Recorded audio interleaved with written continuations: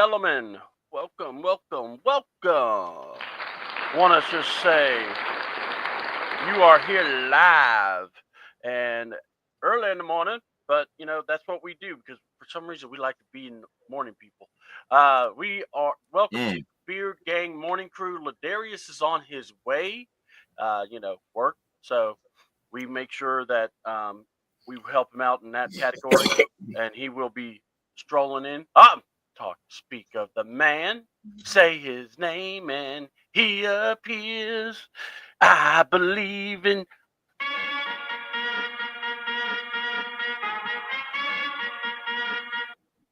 There it is. What's up, my man? How you doing? I'm okay. Just dealing with the cat. That's why I apologize for showing. I had you covered. I said it was work related, but it's all good. Well, that too. That too. I was trying to work, dealing with the cat, trying to come on here, and she decided to make her. Oh, I'm hungry. Even though I fed her like 2 hours, but to give her snacks. It's cats are complicated creatures. Yes, they are. Yes, I totally agree. And then let's introduce the panel, if we will. You already heard LaDaruis. Yes, he is in the house. We also have the one, the only, the Mr. Elimination himself, Mr. Ronnie Thomas. My man, Yes, Ron, sir. how you doing? I'm doing good. And then we have, no, he is not the Hulk Hogan of this group because he is TWill. This man is one of the foremost people, helped us out, got this thing going. And I just want to, let's see, we're going to give up, a little bit of this. Okay, wrong thing I hit. Where was it?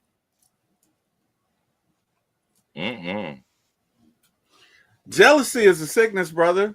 What up, everybody? How y'all doing? Everybody all right? And if I were a wrestler, make no mistake about it, I would be the nature boy. Woo! Let's just get it right. You know what I mean? If I was a wrestler, I'd be the nature boy. I'd be Ric Flair. Ric Flair, ladies and gentlemen. That's right. Okay, at least you didn't say Hulk Hogan, because then we would have to have a talk. The Hulkster? No, I couldn't be the Hulkster, man. But no. A lot of people don't want to do that now. Yeah, for a number of reasons. There's a reason why you can't be the Hulkster.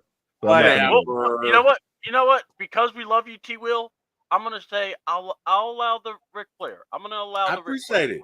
I love you back, brother. But listen, doing that figure four is gonna be tricky because his arthritis and all. But, I mean, to be fair, it's tricky for Rick to do the figure four also. The comparison still stands. Hold on. People might just look and go, "Wow, Rick looks good." I mean, he shaved his head finally. I don't know how he got black all of a sudden, but he looks good now. Man, those tanning beds are something. I'll tell you that much. Who knew, man? Hey, let's. I want to shout out to my brother. Good morning, Jamel. How you doing? Go ahead. Good morning, Eric Parker. BLB. He's BLB and I'm LBB. He's big little brother and I'm little big brother. So, what up, BLB? How you doing? How you doing, brother? All well. Okay. I'm sorry. No, please. I just did your intro. You're fine. Go right ahead, sir. People are saying hey to you. Guess what? We doing this. We are doing this. We are doing this. All right. This is the Beard Gang Morning Crew. We are here Thursdays. We're gonna we have a slate of stuff, and I'll go ahead and just say it. If you're asking for links to be dropped, please let's not worry about that because we have content that we're gonna go over.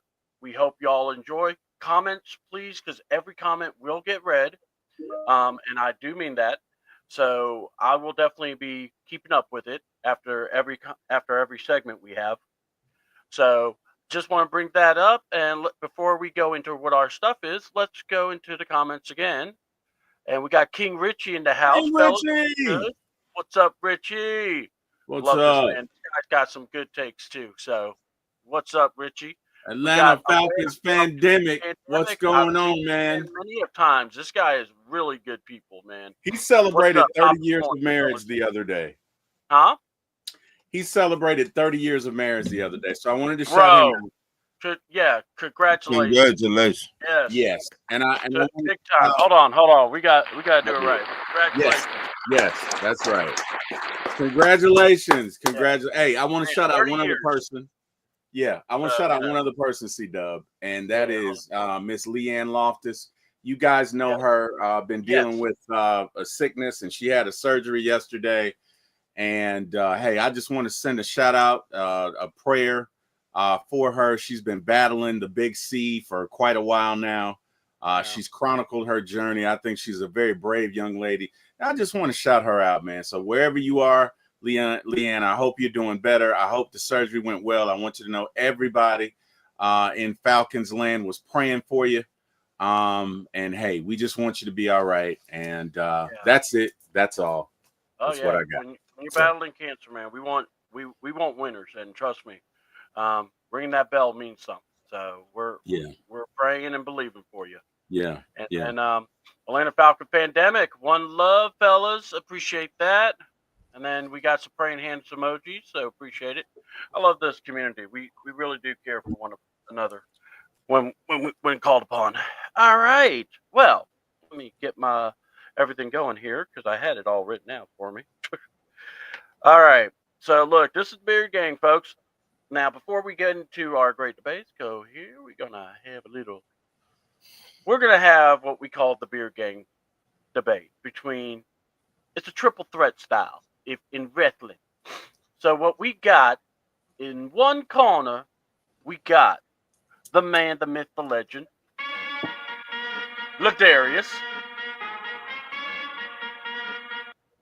And I don't have Ric Flair's music, so I don't have it on. Yeah, we'll let you. TWill will be that. We got Ron's. I got the music for. Me too. That sounds dangerous. Go ahead, that sounds dangerous. No, go ahead. What music do you guys have? No, go ahead. No, Ron, you go first. Ron, I'll let you go first with your music. What that music on The Simpsons? Will the clown be coming on there? Oh, you mean Bingo, there you go, Ted. I'll give it an upbeat. There you go, Ted. It's TWill clowning around, but is he a clown? all around, it's TWill. I did not set nothing up on that one. It is often the greats who are just not acknowledged by their peers. I understand. Wait, we're your peers? No, I don't think so. I understand. I use that term loosely, by by I use it loosely. Like sleep paper. Yeah, it's but yeah. Okay, buddy. Yeah. Okay. All right. Hey, make a record, Timberland. Yeah, just go make another record.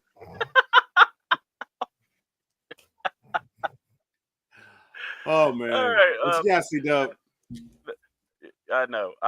This is our love here. As I said, we family. Great debate. This is where we're gonna basically. I have topics. We're gonna discuss, or they're gonna discuss. Ron, LaDaruis, TWill, and from that point, we're gonna go over, and I'm just gonna be the moderator.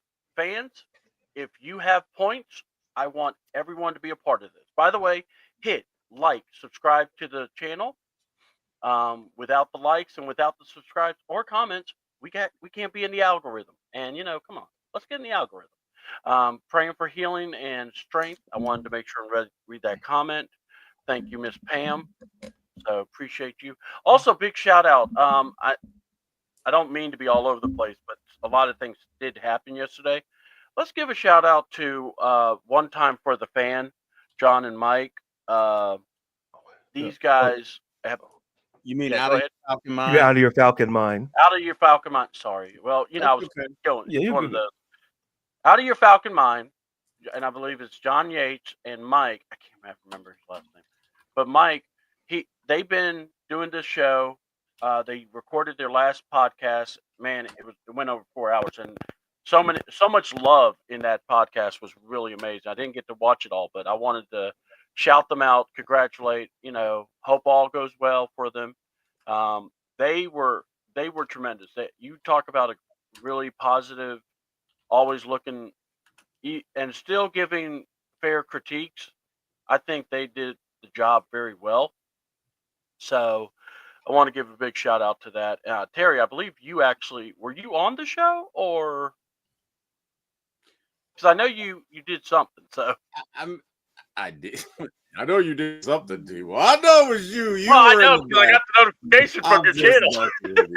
I'm just messing with you. No, I made an appearance. I mean, they had a lot of folks on that show. Yeah, they did. I mean, anybody and everybody who. I mean, if look, they had a lot of folks on that show.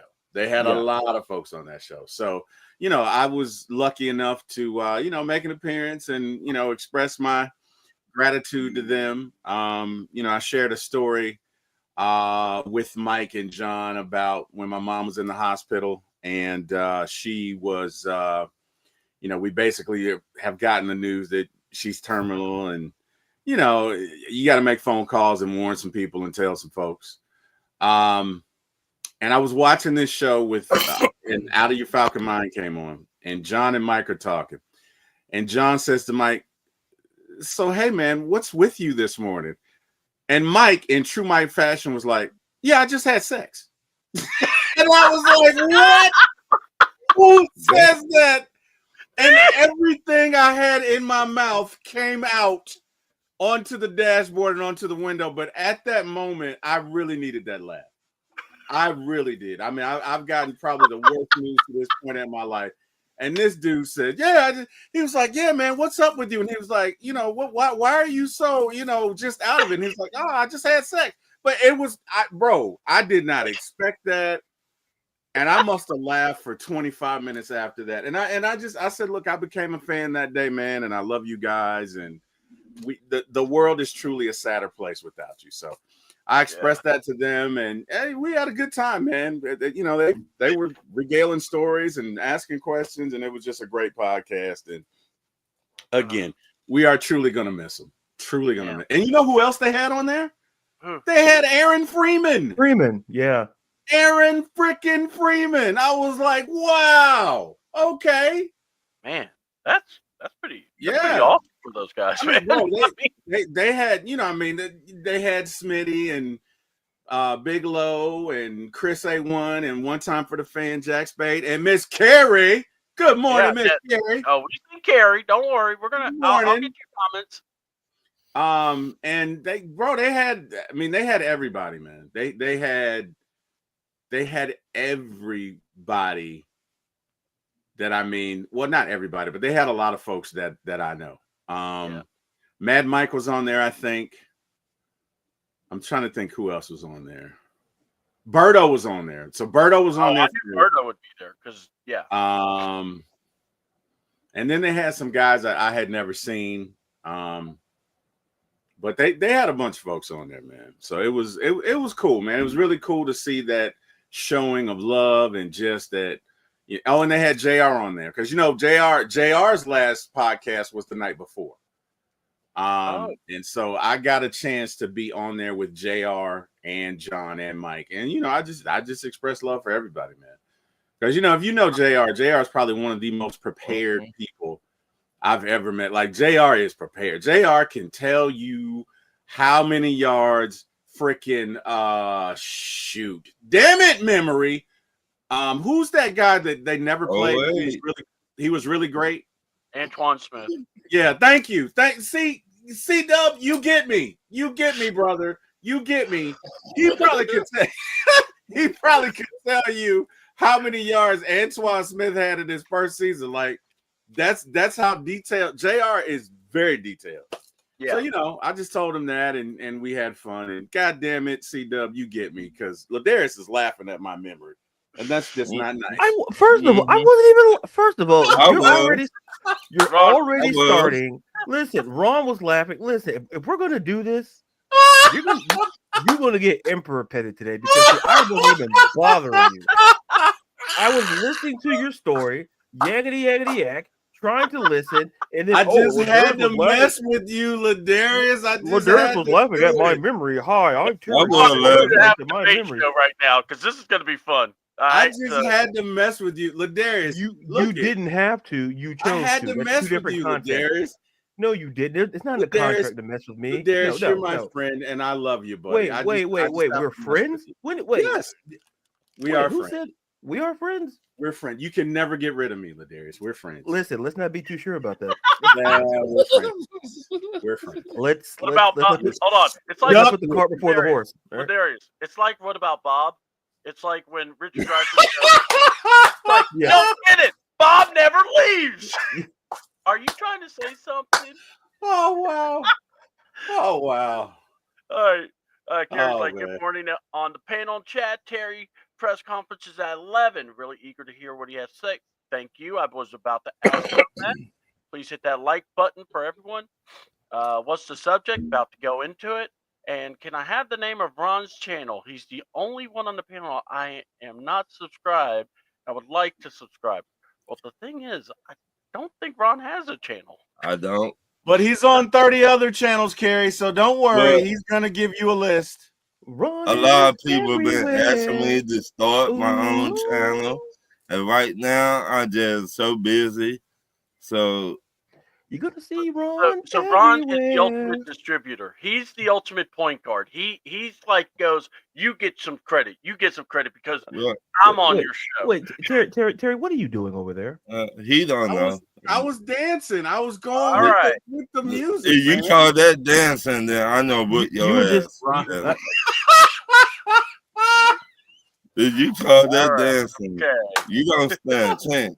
Hey, C-Dub, let's get to the topics because I feel like let's Terry's get- not gonna hold make it. on, yeah, He's not gonna make it through the rest of the right show. now, I So feel let's like just while we still have him here, let's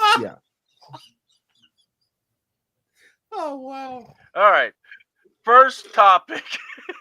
Yeah, we have sounds, people. All right. Oh wow. First topic.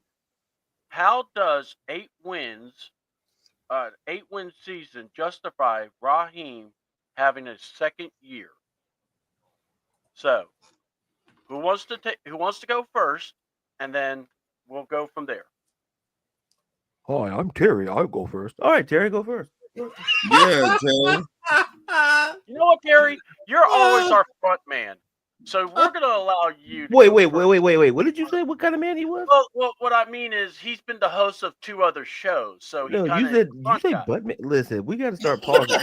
He said front man. He did not Front. say that. And you know it. Pause yourself, LaDaruis. You know what he said. Listen, Don't I do saw that. you shirtless with a necklace on. Pause yourself all the time. We don't talk about what we do before the show. No, Hey, it's what I pause. saw, and I didn't need to see. You Pause. could've- Hey, no. Pause. No. Pause Pause. yourself. Choose a shirt over a necklace. Is what I'm telling you. So, I'm what I'm here telling long you. enough to cover up my No. neck. look to the show. These guys called me on chat, and I was Whoa. I don't call you. I don't call you. whatever. Somebody. Hold on. Ronnie- Let's just Ron point to called the the person group. that does this to us. Listen, Wait Ron, a minute, the person wait a you're minute. right. Oh, Let listen, me make it clear. Ron I was called the calling group, I was calling to ask a question. Now, and that's fine. Wait a minute. I just happened to answer with my shirt off because it was Yeah. early in the morning, and I Yeah, didn't have it my was shirt on. busy. So it was What like, were you- ooh. It was Ooh. BDBs everywhere. I Okay, don't here's sound the like thing. that. I've been Get my having opinion. nightmares Here's ever the thing. since. Here's the thing, guys. Yeah. C-Dub answers with his shirt off all the time. And you know what Yeah. they say? Nothing. Nothing. 'Cause But we don't. I listen, answer. He protects everything below. You, sir, give us the whole show, and we I didn't ask Yeah, did you. not you like that. show you I did not give you the whole show. We don't pay for You like that. that. You're not gonna do that, You okay? like this. Oh, not I'm an doing it. Yeah, exhibitionist. remember. You're You're not getting gonna do that. Emperor Petty. You did Remember- not see my nether Emperor Petty. regions. No, You you were not gonna woke do me that. up with that nonsense. You're gonna get it, pal. So Whatever. You you should have you just left be me like alone this. and said, "Oh, hi, Darius." No, Darius is just laughing. You And when I did wasn't even not laughing, you're see getting my Emperor nether Petty today. That's Can what we you're get getting, to the pal. question? So, Can all right. we please tell What Timberland to go? question- Yeah, he's got a studio appointment in about 2 hours. Let's do the My question. All right, Stop guys. it. All right. What's the question? 8-win season. Oh, is it a success? No. Or hold on. Let me make I'm sure. No. Well, we can. All right. So we'll answer it 2 ways. How does an 8-win is an 8? Well, first of all, 8-win season is it Right. a success? But also, how does an 8-win season justify Raheem getting a second year? It Now- doesn't justify. Well, okay. May I answer? Because he. Oh yeah. I was Okay, just rereading so- the question, sir. No, I no, no. apologize. No. Let me apologize. No, I don't think it justifies him being here. I think the situation basically dictates that he's here, right? So no, 8 years is 8 wins is definitely a failure. We definitely had the talent to win at least 10. We had, talent was mismanaged, decisions were made, and it cost us at least 2 games. So I'll say that. But with that being said, with the offensive juggernaut that you have, if you hire somebody else, you bring in another head coach, you're going to take a step back and it's not worth it. This is the NFL. You do not keep groups of talent together forever. So in the moment, it is very important to take advantage of what you have. We have a litany of weapons, right? We got Drake. We got Mooney. We got Bijan. We got Algier. We got Pitts for now. We got weapons galore. And while you have that assembly of talent, it would not be wise to fire Raheem and bring another coach in here with another coordinator and another system that now the offense has to learn, and we take a step back. So the scenario dictates that Raheem stays, and hopefully Raheem learns and grows. Those are just my thoughts. Whoever's next, go right ahead. All right, I'm actually going to go to Ron. Is Raheem's first year or success, 8 wins, is it successful? And does he deserve a second year? Well, if you look at it like this, for the past 3 years, we cannot get over the hump with Arthur Smith, that guy. But by saying that, Raheem, we got over the hump with the 8 wins. So you just say it a success, but you just also say it a failure. Because the failure is Raheem came and said we're going to outrun the South. Outrunning the South to me, and I'm going to ask this to y'all, that means what? Winning the division, right? Correct. Yeah, that's what I got out of it. So, did we win the division? No. Did we have a good chance to? Yes. But we seen how all that broke down in the whole year. So, you just said 2 ways, in my opinion. Okay. All right, LaDaruis.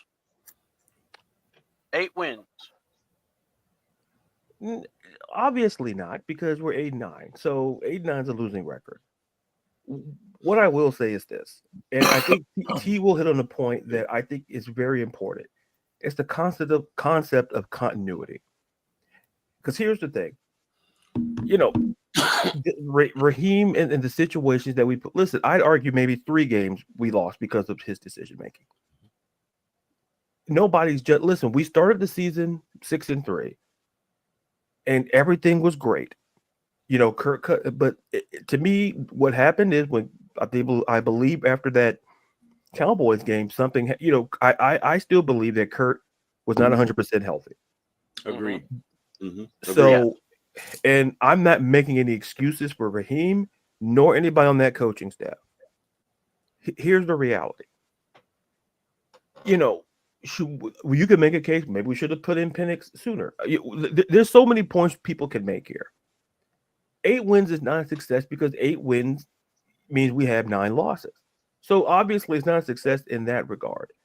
But what I will say is, I think what we saw Raheem's press conference, we saw somebody who, for the first time, I felt like we're in a while, we saw a little bit of humility. Mm-hmm. I think he understood that the expectation level.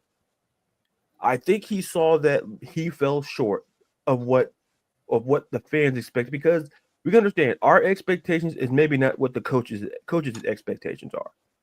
So we don't know what they were expecting. Maybe they're saying it's not so much about win-loss, it's so much about progression. We don't know. We're not in those rooms. We're not in those meetings. But what I will say is to button up this point. The future looks bright offensively. We have a triumvirate of Michael Penix Jr., Bijan Robinson, and Drake London. Mhm. Now the question is, and I think I said this on the previous show, is how do we move forward this offseason with our defense? Because you could go a lot of ways. We have 5 picks.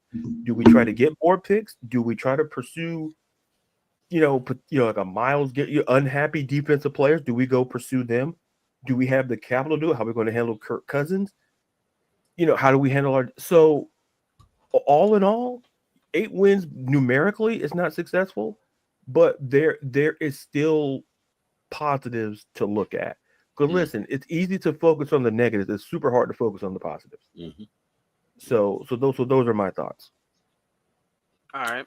By the way, if you would like me to give my point of view, I don't have no problem with it. Give your opinion, C-Dub. We love you. We love to hear what you say. Oh man, this chat, boy, Yeah. you guys. Yeah, You if guys the are- chat wants me to answer any of them, just put it in the chat. I actually will answer, or I will give my take. But I'm actually the moderator. I'm letting this is for these 3 gentlemen. But if you want to hear what I have to say, just put it in the chat, or just say, we want to hear you speak, C-Dub, or what you got to what you think, C-Dub, and I will answer. So that's all I'm going to say. Thank you, LaDaruis, for giving examples. you said in the chat, pal. It's in the chat. Yeah, well, no. I want to. I'm trying to get. I want the look chat. No. Okay, I don't count. Got it. Okay, we can move forward. I want the chat to be able to go, hey, I want the chat to feel like they have a voice here too. No, I just put something in the chat, and yet so technically makes me part of the chat. I haven't got to the point to read the thing. Give me a minute now. Golly. Whoa, you know what? I'm gonna shut up today. You know what? I'm gonna mute myself. I'm not gonna say a bleeping thing today. No, you're not, because you got segments that we must hear from you. Yeah, you would. Yeah, I can protest, pal. I think we learned it on this show. Protesting. But still, I was about to say, I really do need you. So. No, TWill has the capacity. He could take over. Okay, here we go. Okay, he has the experience. Explain why I could not find a channel for Ron. Okay. Good morning, Carrie. Good morning, Jamel. And by the way, good morning, Carrie. We really appreciate you. And you've already made Carrie laugh, LaDaruis, with her emojis. Eric Parker, Dan Quinn won 8 games his first season, took us to the Super Bowl the next year. Okay, now I got to ask that point. So are you saying that we're going to go to the Super Bowl? And if so, is that a guarantee? Can I say something about that? Please? Go ahead, Ron, and then I'll continue with the comments. I don't think Dan Quinn took us to the Super Bowl. I think everybody forgot Shanahan challenged Matt Ryan during the offseason, where they got into it and all that stuff. So Shanahan took us to the Super Bowl because he challenged Matt Ryan to play better and look at the whole field.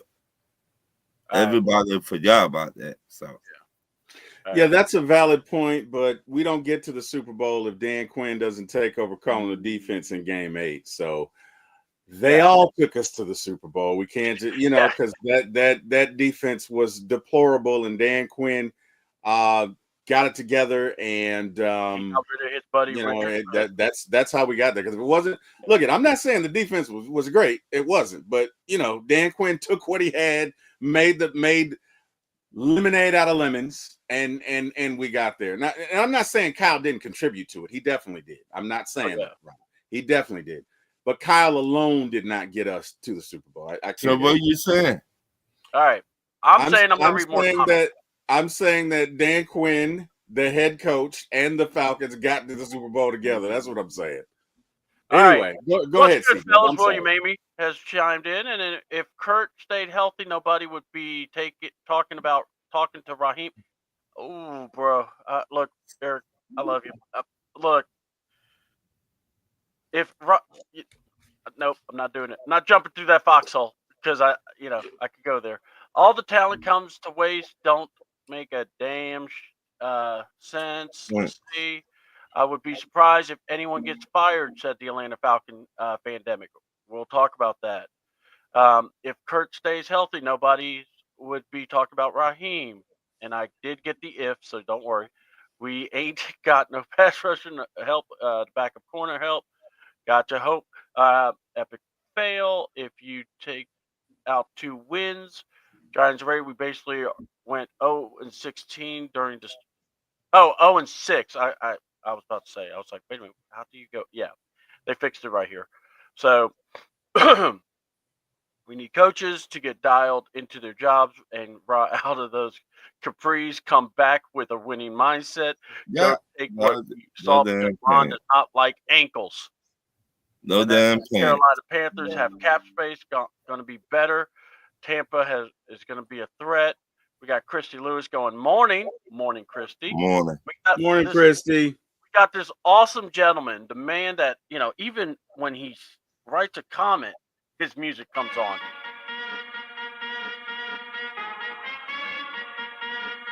It's almost like The Rock. It's like when you if you smell, well, now that's going to be as epic as You for smell what The Rock is cooking. Wait, what's the other one? Whoa! That was too much tongue. Stop that. No. Stop it. Whoa. Anyway, pause, LaDaruis. God, what is up with you today?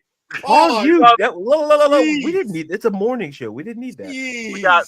We love C-Dub. Speak by April, and we know April's ghostwriter abilities. And LaDaruis saying speak. We've got. Are you saying April writes Ron's lines? Is that what you're saying? Are you saying No. April writes Ron's lines? No. I don't believe April would write Ron's lines because Ron is an original artiste. So Ron writes April's lines, is what you're saying? No. Okay. I see there. I see. First season 2. Hey, I remember those. Morning, Christy. Tiff. Yeah. Finally get a Tiff Brains up in here, folks. I'm sending you a hug, Tiff. I hope you're doing all right. Shout out to Tiff. So glad to see you, Tiff. Miss you. Shout out to Tiff. Good morning, Tiff. Yes, Jimmy Lake got to go. All right. I agree with William.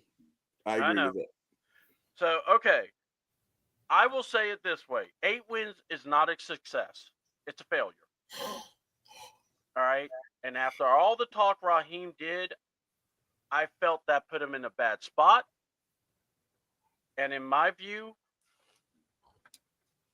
the magnifying glass needs to be even more if nothing happens this year. And my feeling is if I don't want to see him be fired after, midway through the second year because it can happen. So then we still starting over again. So my thing is this. We need to find out what kind of man and coach Raheem is, as in how does he pivot? What does he change? If he changed anything. Because remember, he was fully bragging about how he wasn't going to play anybody. He was talking about how no one was going to get, we're not worrying about preseason. We're not so we're not going to see Penix. We're not going to see Bijan. We're not going to see anybody. So, and if you try to, mess with the offensive line, how's that going to work? Because we're talking about potential savings in the salary. But that's just my quick thoughts. All right. Now, we're going to ask this question. Who should be fired? I know it was written differently, but I'm changing it up. Who should be fired? And I have 4 options. You can add the 2 guys that were not on here because I didn't want to write all their names out. Rich McKay, Terry Fontenot, Raheem, Arthur Blanks, and then I'm going to say you could put in Jimmy Lake, you could put in Zach, if you even want to, but I'm just saying, or if you want to fire the Water Boys. So you could put a combination. It doesn't have to be one, but you have to say, why are you firing these? So I with that like the being said- Water Boys. What did the Water Boys do to you? They have a great show. What are we talking about here? Why are we firing the Water Boys? I love Trey and Be Rich. What are we talking about? I'm not messing with the guys that are the blood pressure birds. Oh, you're talking about the little Water Boys. Those guys are I good. got it. I'm talking about the Water Boys that just squirt in the mouth without even asking if you want water. Pause. Okay, cool. Anyway. Okay. Pause. So, sheesh. All right. It's a family show. Who wants to be the first to address it? All right, Ron, you got your finger up, so we're gonna let Ron start this segment. To me, Rich McKay should have been fired a long time ago, but that because I just feel like Rich McKay don't know his left from right. By me saying that, Jimmy Lake, come on down, come in, everything you got, everything. Come on down. You need to be scored. You need to be out of the building right now. Like soon our last game ended. You should not have came back to Atlanta. We should have left you there in Washington. Or no. In Atlanta, my bad. I told you to come on. I don't know where you're going, but you gotta get the F out here.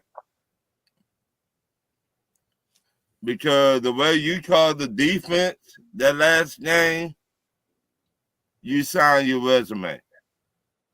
That was awful. Man, for Raheem to put you in the hot seat like he did, so it go back to what you just said. See, Raheem, you're on the hot seat next year because what you just did to your best friend or your boy, Jimmy Lake. So you know he wasn't no good at calling defense. And you let him show what he had in the chamber. So there were Rich McKay and Jimmy Lake need to be out or here. ASAP. ASAP. All right. We're going to go to Terry. What do you say? I agree that Jimmy Lake probably needs to go.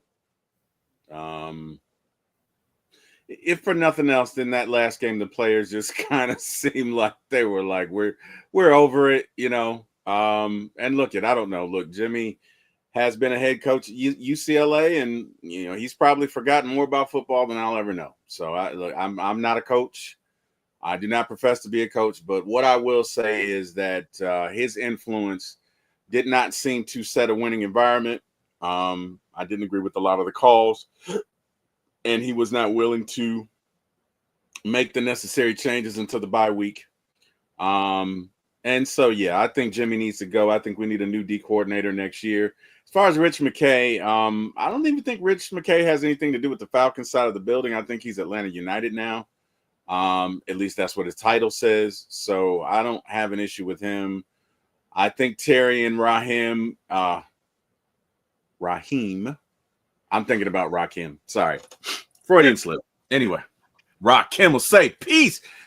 You young folk don't know anything about Rakim. I can actually see Raheem actually thinking he's like that.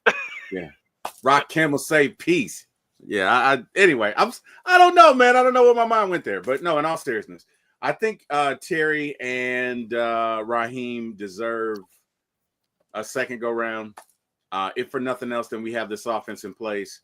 Raheem did draft Penix. Penix is going to be phenomenal.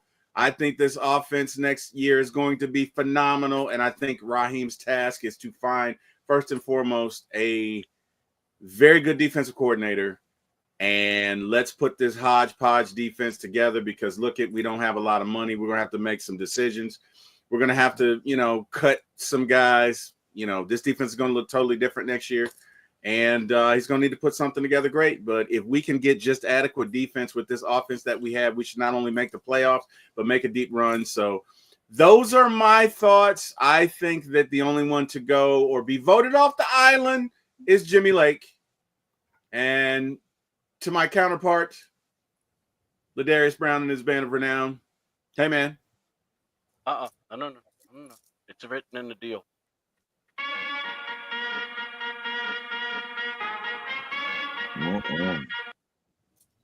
Ron is such a hater. Emperor Petty. You may now speak, sir. Ron, he calls Emperor Petty. I said Petty, but I was fighting a burp. My bad. Emperor Petty. Thank you. C double Ron. Now let's get to my point. Now, wait, hey, Timberland, Terrence Trent, Darby, Ricky. It doesn't matter. Whatever. There's a wishing well. I'd wish that Will you get out of here. But anyway, but the wishing well. Sign your name. Yeah, I signed my name with that severance package. Yeah, I sure did. Yeah. All right. Like John, the biggest signature on there was mine. So,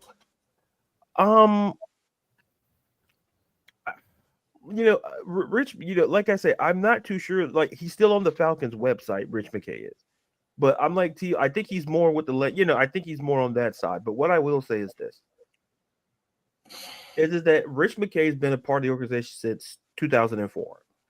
So this year would be he celebrated 20 years with the organization.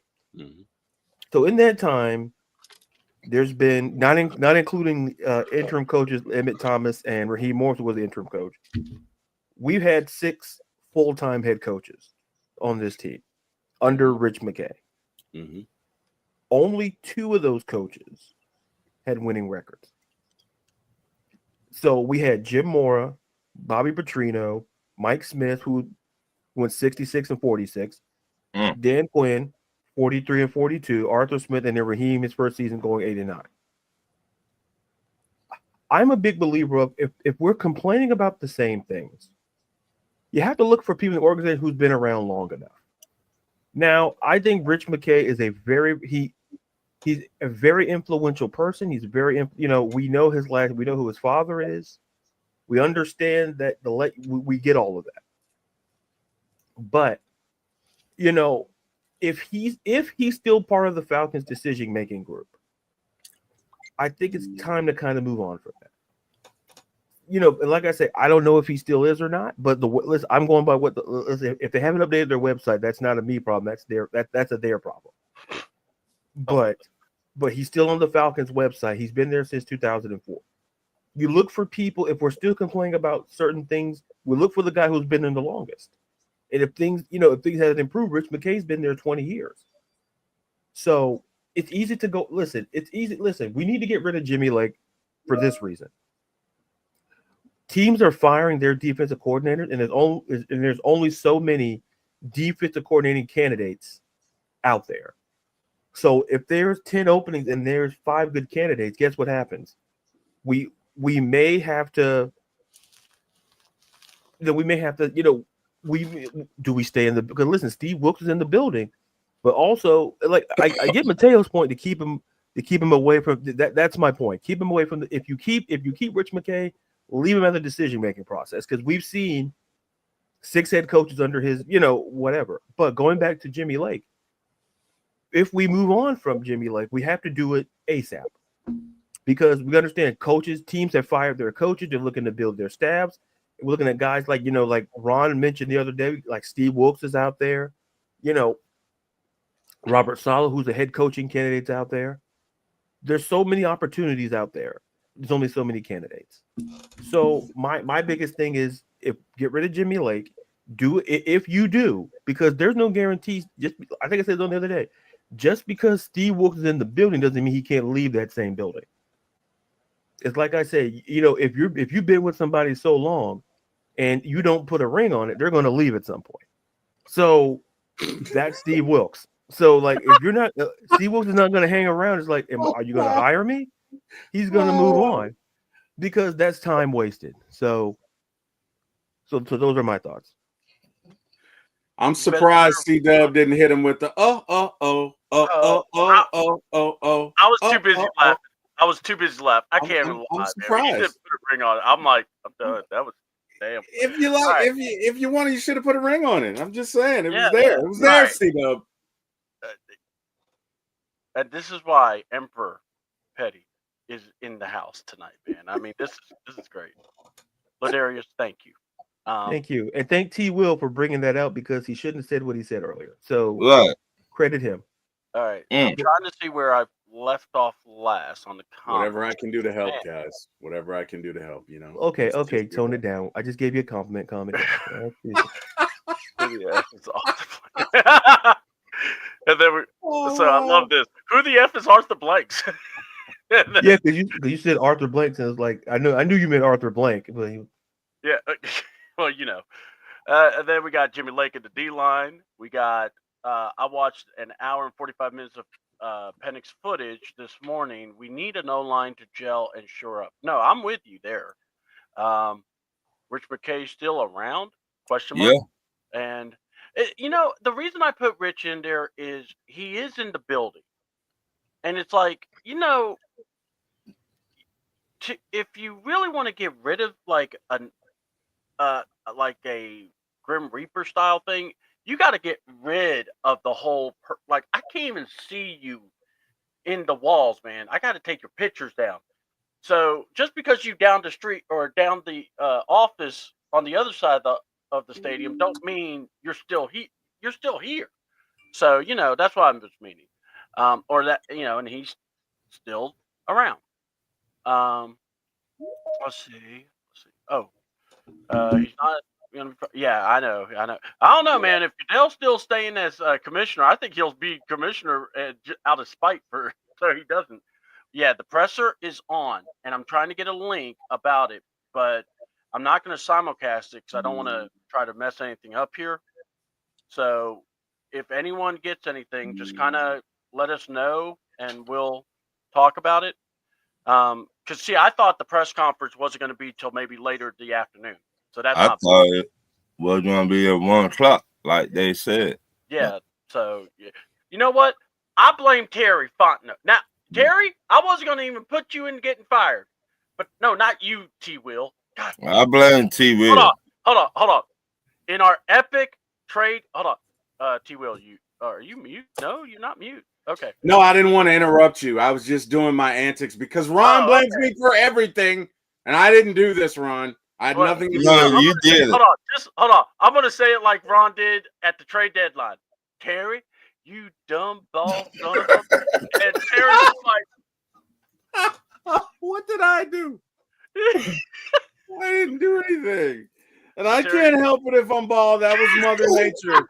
That was Mother Nature. And shame on you for bringing it up, Ron. And I know I'm light bright right now. I probably look like a cocoa light bulb. Like a light bulb. You see what the terror taking off his hat? Oh my God, he's scaring the children. We got Bill Cosby in the house. I do not scare the children. I'll have you know. I've been selling Jello for years. I think I know how to talk to people. Put your hat on, sir. Now. They're having nightmares. Whatever. Ron, you know what? That's why you can't dance, Ron. Right there. You know, we're still waiting on this dance off, by the way. We're going to have a... That's why you got 2 left feet. That's going to be your Ron. 2 left feet. But we've seen your moves, Ted. You've seen the moves I want you to see, sir. You haven't seen all my moves. With the terror, he knows how to this is not confusing, Ron. You don't want to see it.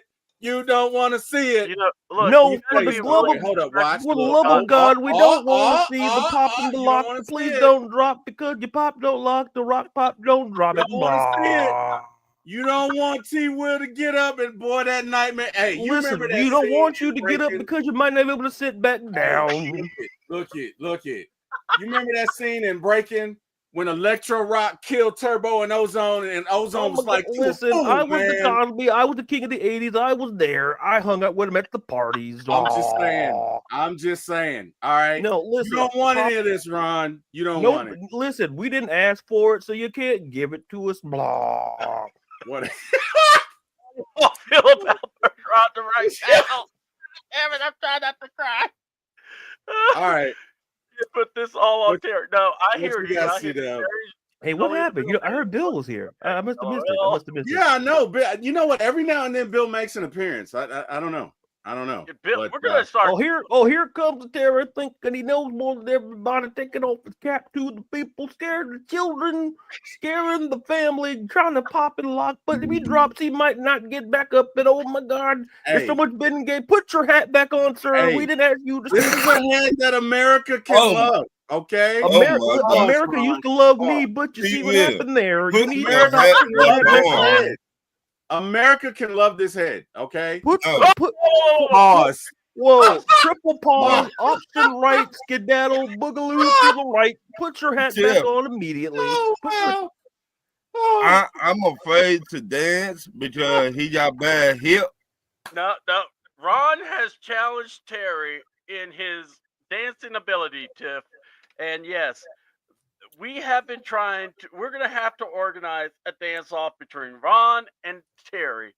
Look, and eventually, when we do, it's gonna go down. So just letting it know. It's gonna. I don't want Ron to be embarrassed by a damn near 55-year-old. Like, dude, I'm on. We know the oldest guy on the set, leather helmet. Well, when we do have the dance off, he's gonna be Grady Hospital on standby.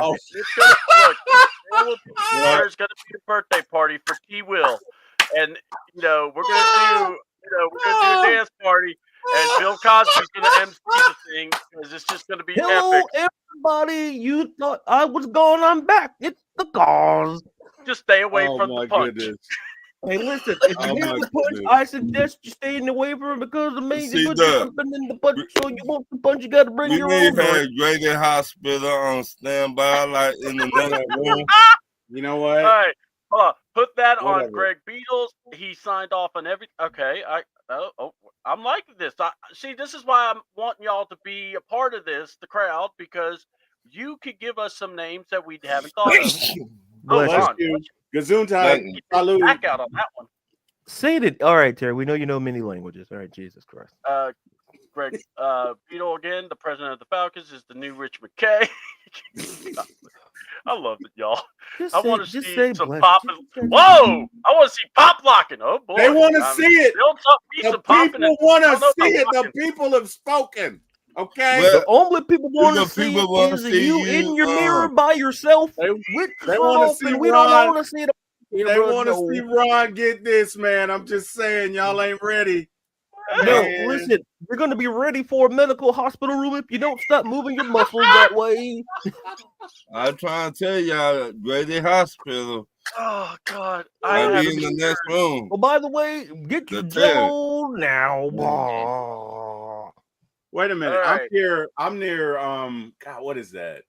Grady Hospital. I'm near Piedmont out here. I'm near Piedmont in here. That's even better. You even need it. All right, look.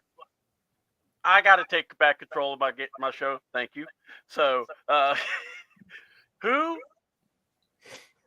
when hiring a coaching staff, who should be the one making the decisions and why?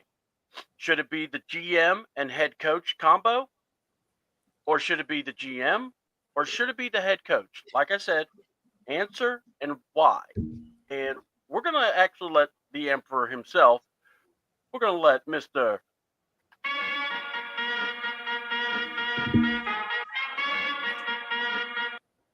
You know, Ron, you hurt my heart when you. I always defend you, and you can't even move your head. Well, I'm afraid because you see how TWill dancing.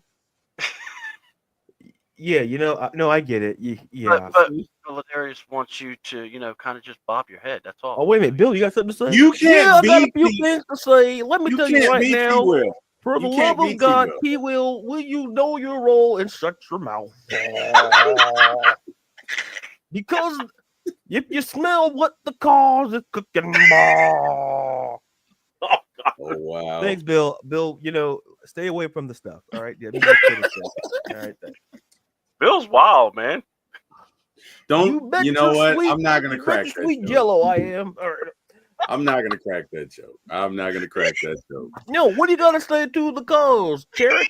Absolutely nothing. I have too much respect for you, Mr. Bill. I'm not gonna say anything. Mr. Bill, listen, I had a show called Little Bill. Mr. Bill is my daddy. Call me Mr. Cosby. I will. Yes, absolutely, Mr. Cosby. I have nothing bad to say about you.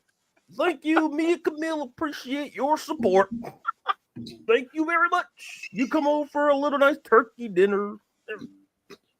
Bill, oh yeah, I'll be there too. So bring the plates, Terry. Now, Paper plates. I got you. no, Cosby, save it. I gotta do this, Cosby. We'll Paper save that. plates. Gosh. Oh, my God. Just because I have money doesn't mean I don't like paper plates. No. Love it. Love it. Hey. Oh, my God. Less dishes to do. You see, God. Christy, you're right. The pudding pop persona is amazing. Get all your flavors at your local grocery stores. Now, thank you, Bill. Now I really got to do this. Now to answer your question, to me, I think it's interesting because I believe that I lean toward the general manager being involved in the process either way. Mhm. So I eliminate just the head coach doing it by himself. But no, it's tricky because I believe that when it comes to making certain personnel, I believe that the GM and the head coach should be the duo, and here's why. Because at the end of the day, the head coach should have a say on his roster because listen, he's got to coach the guys. He should know what the 53-man roster should be, and even before that, know what players that he wants to draft. And in the general, they need to be on accord because listen, in those draft rooms, you have to be on a united front to a certain degree. So, like, when Terry drafted Michael Penix, we don't know. We know Terry Fontenot was on board. We don't know. It feels like Raheem. We don't know if he was on board with it or even Arthur Blank was on board with it. And I say that to say this is that when you're making roster decisions, I lean toward the general manager being involved because at the end of the day, that's one of his roles is to generally manage the team from an office perspective. So having that duo work together, because listen, like I'll make this point. Bill Belichick was really both roles for all his time in for New England. And that was successful up to a certain extent. The only thing he really didn't do a great job of was drafting wide receivers. Because you could literally drafting defensive players, absolutely nailed it, finding value. But at some point, you need another voice in the room. And I feel that in looking at Terry and Coach Raw, like I said, give them a chance to get this right. Because there's decisions that they both have to make from both a personnel, from a coaching standpoint, from the coaching staff, and Fontenot does from have a roster standpoint. And they both need to be in accord on that because if one person is not agreeing with the other, it's going to be shown. It's going to show on the roster where the differences are.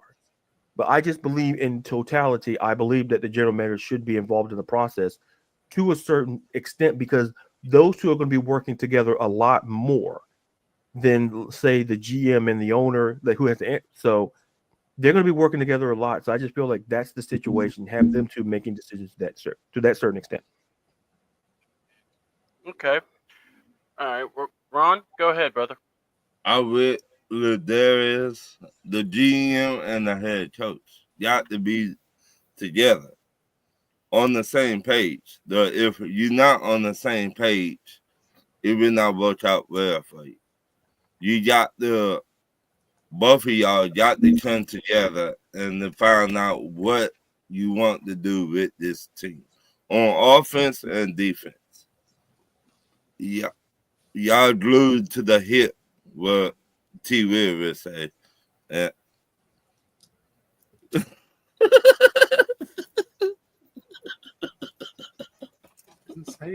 Man, you and your I love you, Ron. God bless you. Uh, Go ahead, Terry. I didn't say nothing. I said nothing. I don't know why he's laughing. I didn't say anything. No, you get it to hip. What? Well, Terry is not like in this feeble position where all his bones are breaking. No, I think what But- Ron's trying to do is trying to say like your hips don't lie. Your hip might blow your hip. That situation. Oh, okay. I You get see, it. you know, I me get it. and Ron are working. I'm helping. You know, me and Ron are,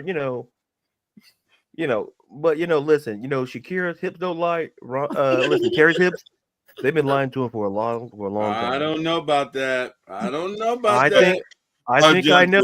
Listen, you don't listen, Terry. You're with friends. You don't have to lie to us, okay? Listen, if you joking aside, can't make it to the goal line, it's okay. But you got to be on the same page with your GM and head coach. You got to. If you're not on the same page, it will not go well for you. So. All right, trying to listen somewhat to this press conference, and it's a bunch of jargon right now. Yeah, I All got it right. too. Yeah, I got another tab. Yeah. Yeah. All right. Cool. All right. I made sure and sent it to y'all, by the way. In the group chat. So TWill, hit us up. Yes, What do sir. you think?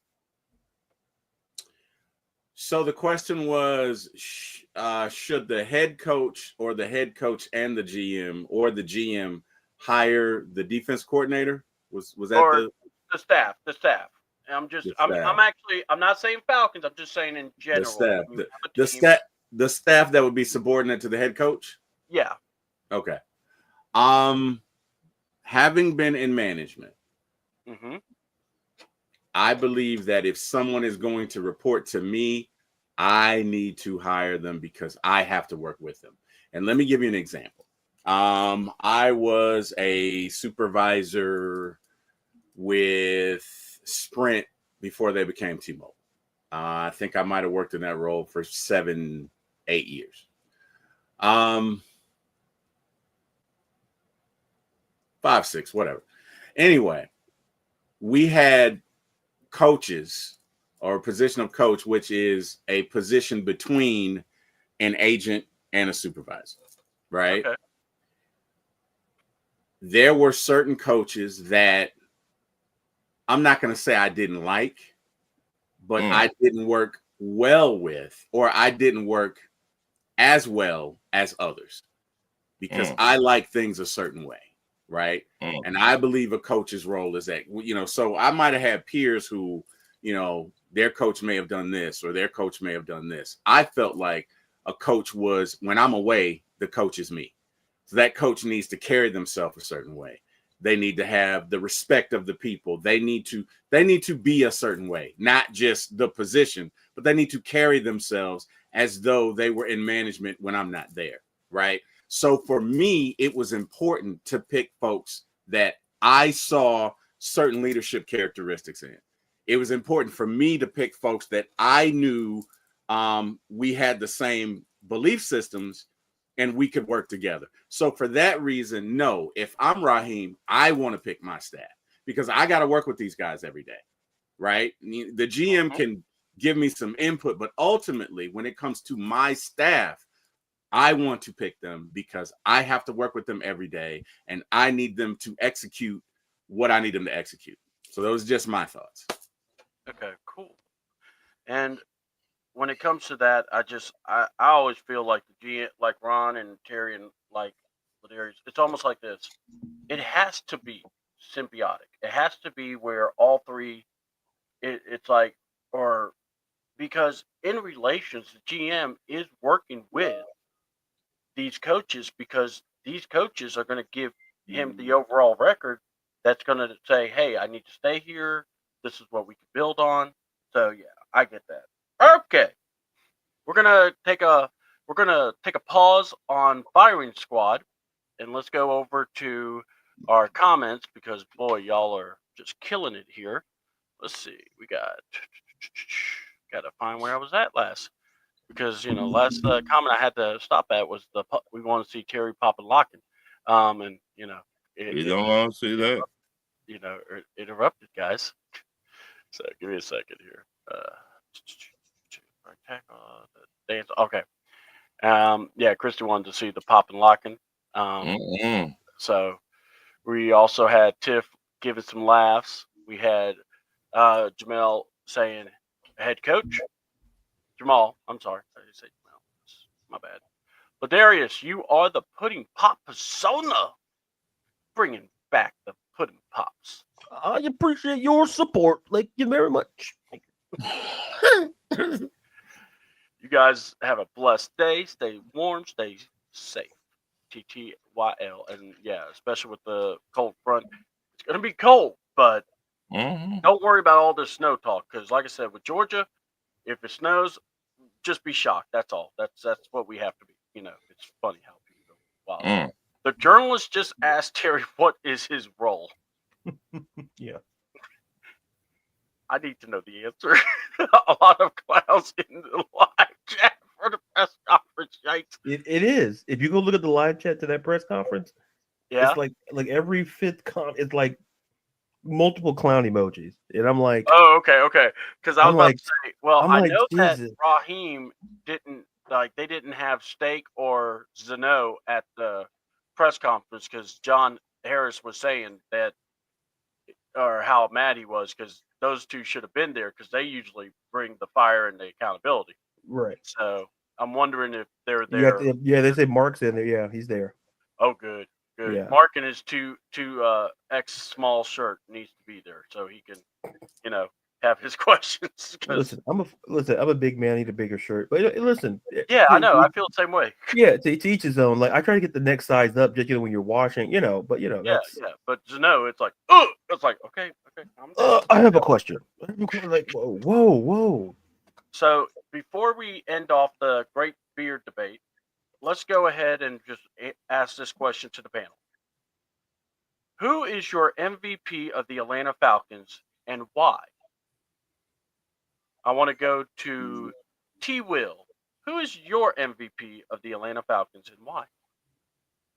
It's got to be Bijan, sir. He was consistent.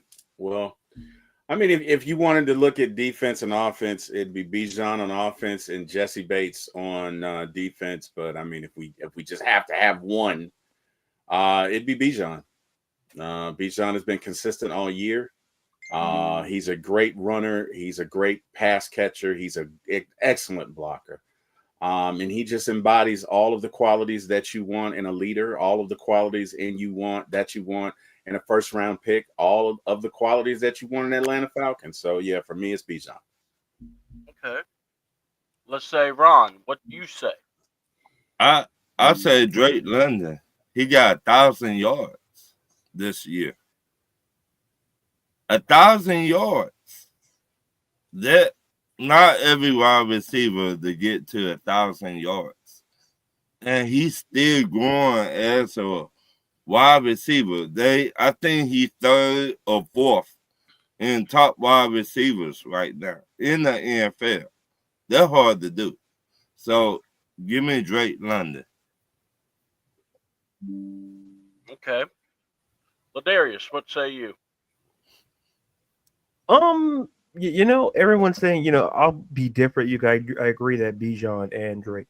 I think I'm gonna go. I'm gonna go with Zach Robinson because given what because we gotta understand, Kurt looked very, very good early on this season, and that was because I felt Kurt was somewhat healthy. And listen, this all to me circles back to Kirk Cousins' health.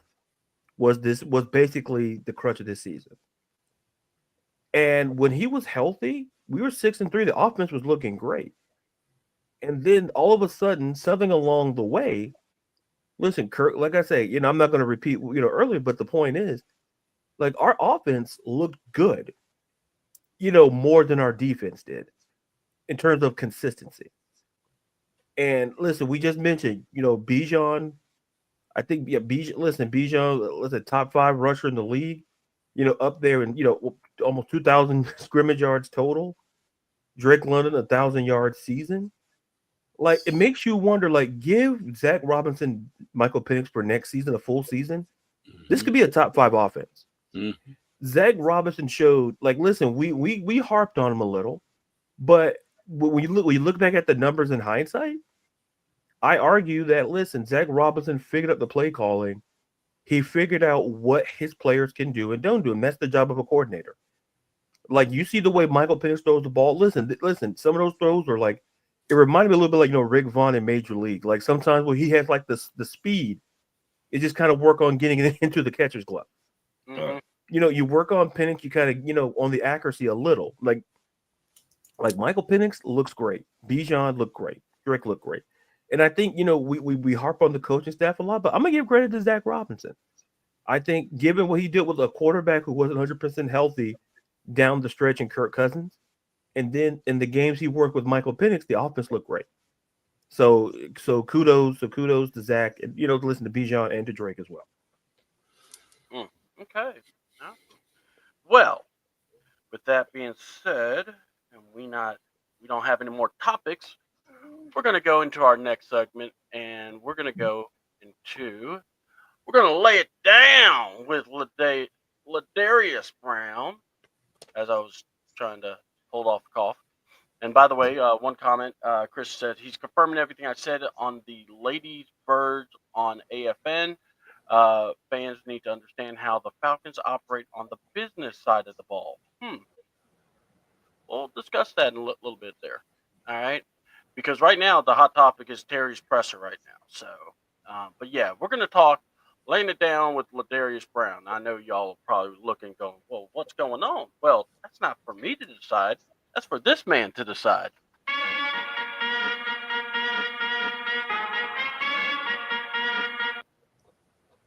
I'm proud of you, Ron. You know how proud of you right now. So proud. Getting Ron to dance. I did something that Terry couldn't. That's called how you talk to people. I think Terry could. Someone who listen. I have a little bit of leadership experience. Not as much as probably TWill. He led the whole arc. Oh, no, that's the pipe. Sorry. He's led people before. So yeah, you see the splitting the Red Sea in the anyway. Yeah, he had a hard time. Anyway, couldn't quite get there. Terry probably said, oh my ankles and my legs, so he couldn't do it. My hip. Yeah, they didn't have bicycles or they didn't have golf carts back then. We could have just. It was just they had horses though, but that trying to get up on the horse too, man, you hate to see it. This particular laying it down, it'll be a little bit of non-falconry topic. We'll get back to the Falcon talk shortly, but listen, we're in the play. We're talking playoffs now, and 6 playoff games coming up. Just cover some quick things about each. Wild card weekend. Bless you. Bless. Yeah, we don't have to say Gesundheit or some people around here got to speak another language. But anyway. Yeah, look down. That's about right. Now, so let's throw the AFC side here. Let's talk about the Chargers who entered this as the 5th seed facing the 4th seeded Houston Texans. Now, this matchup, you look at it, it's kind of like you look at the Texans season, you're like, yeah, but let's talk about the game itself.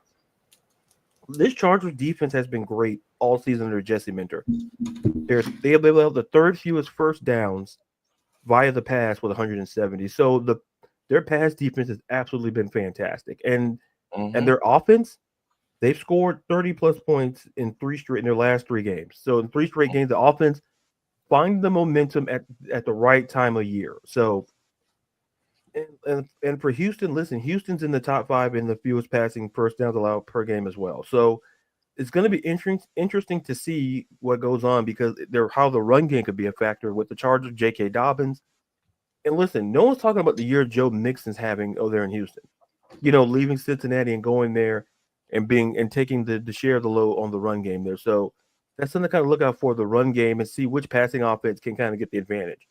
Now, shifting gears, for the 3rd and final time this season, we get the Steelers and the Ravens. Now, Steelers entered as the 6th seed and Baltimore is the 3 seed. Listen, for Baltimore, that Derrick Henry guy is pretty good. Tied for 1st in broken tackles on rushes with 58 as a team, but majority of that belongs to Derrick Henry and how they run the football. Now, you look at Pittsburgh, they run the ball a lot too. They're 4th in rushing attempts at 533. So they lean heavily because they're in the bottom 5 of the league in passing attempts, but they're in the top 5 in running the football. And listen, Arthur Smith, as we know here in Atlanta, he likes to run the football. Mm-hmm. And so to me, the key for both teams is like once again similar to the first game. Is listen, both teams can pass the ball very well. Russ kind of found like a mini resurgence there in Pittsburgh, and Lamar having an MVP-esque season, throwing the football statistically better, almost a 10-1 touchdown to interception ratio. So it's going to be interesting to see how the passing game gets them on because we know both teams can run the football, but we're going to see when it comes to third and long situations which team can pass the ball and move the ball down the field. Now our final game in the AFC to talk about is the Denver Broncos, the 7th-seeded Denver Broncos, traveling to Buffalo to face the 2nd-seeded Buffalo Bills. We look at this matchup. Listen, for Buffalo, 32 rushing touchdowns. James Cook leads the league in the NFL, leads the league with 16 rushing touchdowns. Josh Allen has 12. That basically means both of those guys combined account for 87.5% of the team's rushing touchdowns this season. Dang. So if they're in the goal line, one of those two guys are going to likely be the one having the ball in their hands crossing the line there. So doing a great job there. You look at Denver's defense under Vance Joseph, who he's getting some head coaching looks as well. Vance Joseph's defense, third fewest points per game at 18.3.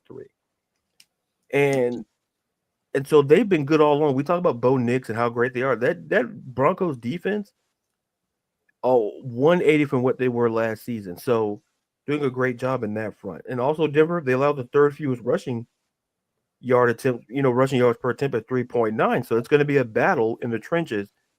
It's kind of like the unstoppable force versus the immovable object there in that regard. So shifting gears, let's go to the NFC. Let's go to the Philly. Let's listen. The Packers and the Eagles. Philadelphia, listen, it's essentially the Saquon Barkley show there. It's essentially been all season. Listen, they lead the league in rushing yards before contact at 2,011 yards. We've seen how great Saquon is, not only in the run game, but also in the pass game. And so we saw that this season with Bijan Robinson. And for Philadelphia, Saquon Barkley is that for this Eagles offense.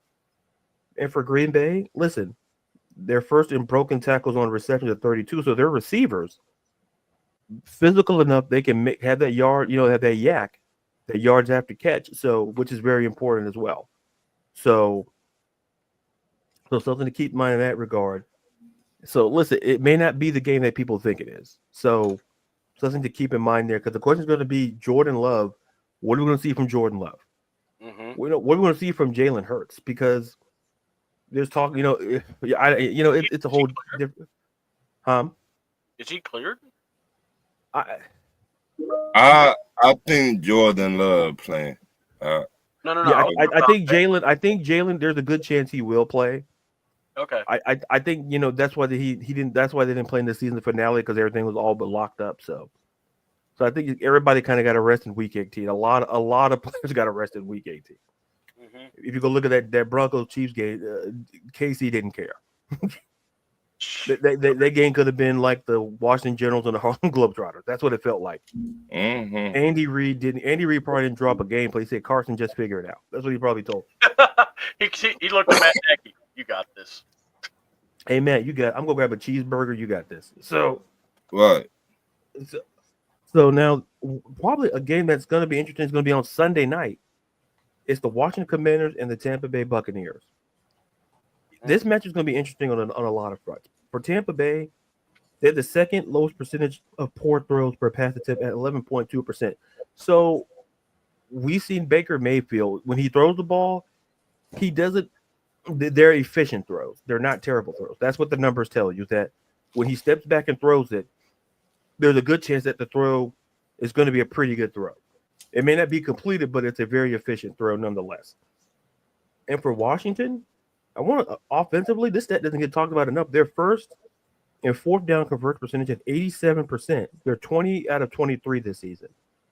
I say that because, listen, when you're in the playoffs and it's 4th and 2, 4th and 3, and you're not sure about whether you're in field goal range, Dan Quinn has shown that he'll go for it. because he has Jaden Daniels.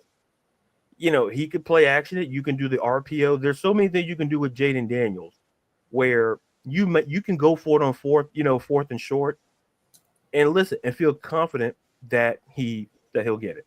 So to me, listen, it's that game is going to be one to circle, in my opinion, because the offenses are absolutely fantastic. We're going to see how Washington plays away from Washington, which they're not terrible, but we're going to see how they play on the road in an environment there, Raymond James. So we'll see how they focus there. Now, the final game, which is kind of up in the air and when it'll be played, is the Vikings and the Rams. Because for those who don't know, for those in Los Angeles dealing with those wildfires out there, so and those thinking of those families and those people out there dealing with those wildfires first and foremost. Yeah. The league already has a contingency plan that the game would be moved to Glendale to the Cardinal Stadium should the wildfires impact, because we've seen players in all league, stepping away, checking on their families and things of that nature who live in that area. So think of all of you there on the West Coast dealing with those wildfires. Now, as for the game itself, this game has a lot of intrigue. Kevin O'Connell facing Sean McVay, two great offensive guys. Sean McVay, Kevin O'Connell. Listen, O'Connell on McVay's coaching staff. So, listen, this could be a chess match here offensively. Minnesota, they're second in completed air yards at 2,585. Why is that important? Because essentially, air yards is not like it counts as pass yards, but air yards essentially is when from the ball travels, the ball's in the air until it gets to the receiver's hands. So it's not like a dump off, and it's literally when you're in the pocket and you're just slinging it, and that's air yards until it gets to the receiver's hands. So gotcha. Sam Darnold has been doing a great job this season in that regard in totality. And for the Rams, listen, they're second in pass attempts on play action plays at 107. So if it's play action, they're going to throw the football, and then Kyron Williams becomes a huge factor there. So how the Rams rushing game goes with kind of how the Rams passing game is going to go. And for Minnesota, I'm pretty sure they're looking to bounce back after their Week 18 performance against the Lions. And that Brian Flores defense, who's been top 5 defense all season, more or less. So those are just the games to look out for. And, like I said, we may see an upset. I'm not, you can make a case. So just because you see huge favorites if you're doing listen, it's one of those games where, listen, if you do prize picks, that might be the way to go. If you're trying to go to Vegas and bet it, I don't know. So, but there's a game on here who I think is very interesting. I think the Rams could upset the Vikings. I really do. A part of me really feels that way, but that's just my opinion. But that's laying it down, and back to you, C-Dub. I'm sorry for boring. I saw Terry yawning. You did not bore me. Oh my God, you did not. Right. You had your hand over your mouth. That hurt my feelings. Out of the prospective playoff games, what game are you all looking forward to? So we'll just go around the table. We're going to go Ron, Terry, and then I want to also know what I know you said. I believe you said you think it's the Chargers and Vikings game. You think it's going to be? Yeah, I think I said Vikings and Rams. I think Vikings and the Rams, and I think Washington said the interesting. See, I would say Houston, but you don't know what Houston team will show up. That worries me right there. If I was a better man and I'm not, you don't know what you're gonna get from Houston, CJ Stroud and stuff like that. And like last year, he had a great year, CJ Stroud. But this year, it's like he came back down to reality. And like I know some of his wide receivers injured out for the season. I know, but you got to make a quarterback job to make players better. Wide receiver, tight ends, running back better. And I don't think he did that this year. Yeah. Like some quarterbacks supposed to make wide receivers. We talk about this all the time. Some quarterbacks, if you that good like CJ Stroud is, you supposed to make wide receivers. It should not be who your wide receivers. It should be like, damn, where he come from, or where he come from, or you see what I'm saying? You as the quarterback, we should be like, damn, you got him too. Oh, I forgot, you got him too. And this year, I don't see that from CJ Stroud. It's like he came back down to reality after, in my opinion, last year MVP-ish season. It's like they finally found tape on him, and he cannot do what he did last year. But that's just my opinion. I mean, I just feel like every quarterback, well, I can't say every quarterback. Some quarterbacks supposed to make their wide receiver better or make them into a wide receiver, in my opinion. Okay. And again, Pittsburgh, you don't know what Pittsburgh team you're going to get either. And because the way they've been losing, they last, what, 4? 3? Yeah, 4 games. So, yeah. So, and their head coach came out saying, oh, we got some packages from Justin Fields. Now, is he playing mind games, or is he going to really make Justin Fields part of the game? But that's just my thoughts. Okay. How about you, Terry? I'm gonna say Tampa Bay, Washington, just because I hope Tampa loses. No petty there. I didn't hear no petty It's there. bitter NFC South hatred to the bitter end. Wait, did somebody say petty? Petty. Hmm. Man.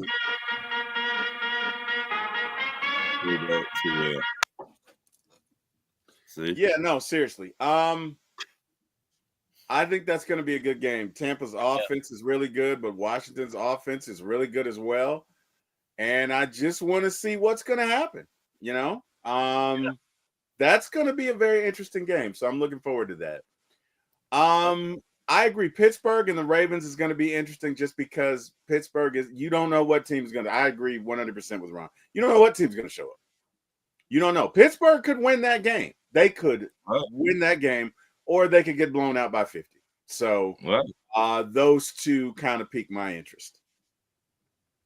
Yeah, awesome. Okay. Well, that was laying it down with LaDaruis. Playoff game I'm looking forward to. Also is I'm actually looking forward to quite a few of them. Actually, I want to see how Denver plays Buffalo, because this is going to be a first trip for Bo. But Josh Allen, let's see how he does in this one, because Buffalo's defense is pretty good. They keep the Broncos into this game. So it'll be interesting to see that one. Eagles, Packers, I kind of think we know what's going to happen there. But yeah, I think the 4 games that we've all kind of been talking about, like the Steelers, I just want to see if the Steelers are going to fight, because the past 4 games, that has not been Steeler football. Right. And, ironically enough, they started hot. They got to that 10-win plateau, and they just fell off. And, Arthur Smith, who is getting praised and getting considerations, hasn't looked real good coaching on the offense. But then again, some are also pointing at Russell Wilson. So it'll be interesting to see. And I'm intrigued by if Justin Fields gets in the game. I am intrigued if they do, because that'll be interesting. It is time, if you will. We're going to go through the comments real quick. And Chargers a dark horse. I actually agree with that. William Amy said, this MF ain't firing nobody. Terry's just said that he's cool with keeping Kurt as a backup for the whole organization. He also said they're thinking about trading back. No Stroud don't have a O line, and how many times did he get sacked? And can I say something about that? Go ahead, Ron. We seen Joe Burrow took his team to the Super Bowl with a bad offensive line. Ain't no excuses. Ain't no excuses whatsoever. Don't give me that. All right. No, Joe Burrow did it. Took his team to the Super Bowl, and this man got sacked 6 times. 6 times in one game. And he still did it. Ain't no excuses. I'm tired of these fans. You giving me excuses. I'm tired of it. I wouldn't call them excuses. I would actually say they're reasons. But no, I got you. But you know, look, for every guy that doesn't have an O line, it's the guy that doesn't have a weapon around him. It's the guy that doesn't have an arm. It's the guy that So it's one or the other. And look, here's the thing. I think Stroud is fair to have criticism on him, but also I am saying, one, maybe the league did get a hold of him, but also think of it this way. His receivers got hurt way early. Yes. And that does compromise the offense if they play such a big part in it. And I get it. Well, I should be able to put this guy in. But let's be honest, sometimes you just can't put any guy in. Sometimes we have to look at it and go, hey, that guy, as hard as he works, will never be as good as this guy. Yeah. And it's just that's the way it is. And you have to be even better, more precise with everything. And, if you don't have that precision or you don't have that working wellness, and also injuries, we all know injuries was the thing. And here's the thing. If you want to call the AFC South a bad division or the NFC South a bad division, you could definitely call the AFC South a bad division. Right. That's what they benefited from. So, but Ron, I'm so glad you said something because guess what, pal? It's time for Who Caught Ron's Eye? I might have to find something different on that one. But anyway, Ron, who caught your eye? Well, I don't know how true this is, but I like Buddha Baker. I don't know if they're trying to get him a extension in Arizona. I pray the guy they don't because he could do way better. Yes. I thought they did give him an extension. I thought. Yeah, that's what I thought. But go ahead.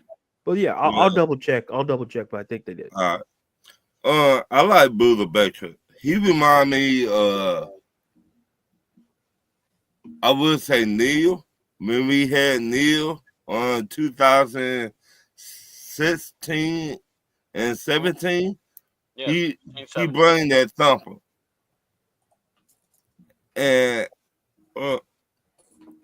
we just put that in the box.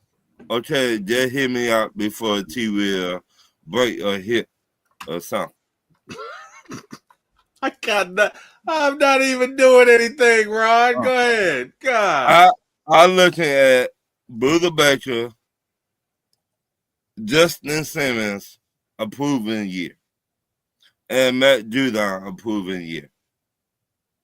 I think they will take our defense to the next level. And if we draft 2 more pass rushers, it will take our defense to the next level, in my opinion. Now, I could be wrong. I will admit it or whatever. And I called out some names yesterday. And how about we get Ryan Nielsen back? How about that for our new defensive coordinator?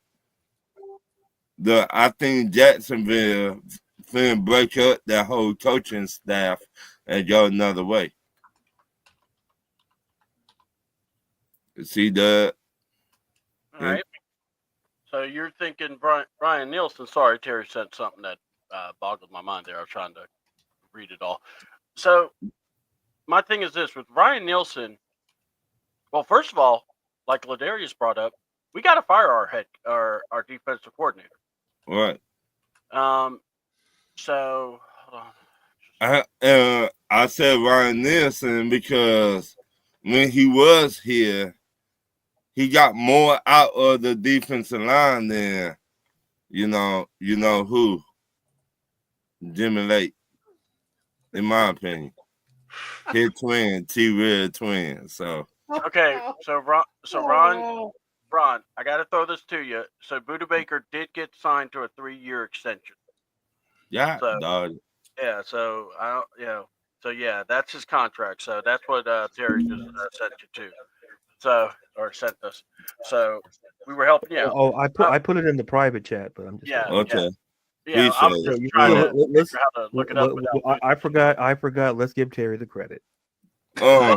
Wow. I got Just messaged. He messaged and said Buddha's thing, and then I also saw the thing at. No. hold on.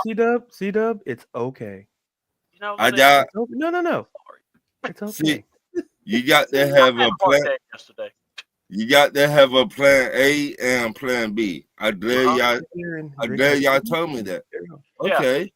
What about we were talking about this person. He played for the Dolphins. I think he trying to leave from the Dolphins. Well, we definitely know Tyreek Hill's trying to leave. Right. So what if we get Jalen Ramsey? He know Raheem. He know how Raheem like the coach. And he was one of the 85 players that speak on Raheem getting the job here, the head coaching job. Anybody? I'm letting. I like. I like him. I just don't know how realistic that is with our current salary cap situation. So if we had the resources, by all means, I have no issue with bringing Jalen on. I have no issue with that. But he's not just gonna walk over here for a couple $1 million. You can be friends all you want to. He ain't doing that. And I just don't know that we have 9 or 10 or 11 or 12 million to get him, right? I don't know. I mean, if you could find that, Ron, I'm all for it. I don't think it's bad, but I don't know with all of the needs that we have, right? Because we're losing 23 free agents. I don't know that we could afford him. Like, to be honest, especially if we're keeping Kirk, we are gonna have to make some tough decisions and probably do some great value discount shopping. Go ahead. I'm glad you said that. What if they redo Coach Cousins' contract? You mean extend him? Oh, definitely not. No. I'm not saying. I'm not saying that. I'm saying try and get some of that money back from Coach Cousins. And why would he do that? Why he doesn't have like? Hold on one sec. Let me just give me 1 sec. Got it. Let's say my job gives me a certain amount of money, and they come back and say, "Hey, you know what, TWill? After thinking about this some more, we're gonna need you to give us 20,000 of the X amount of dollars that we gave you back." What do you think they're gonna get from me? I'm gonna use LaDaruis' words. They're gonna get double fingers. Okay. It's double bird, but who's being petty about it? Double birds. Who's being petty?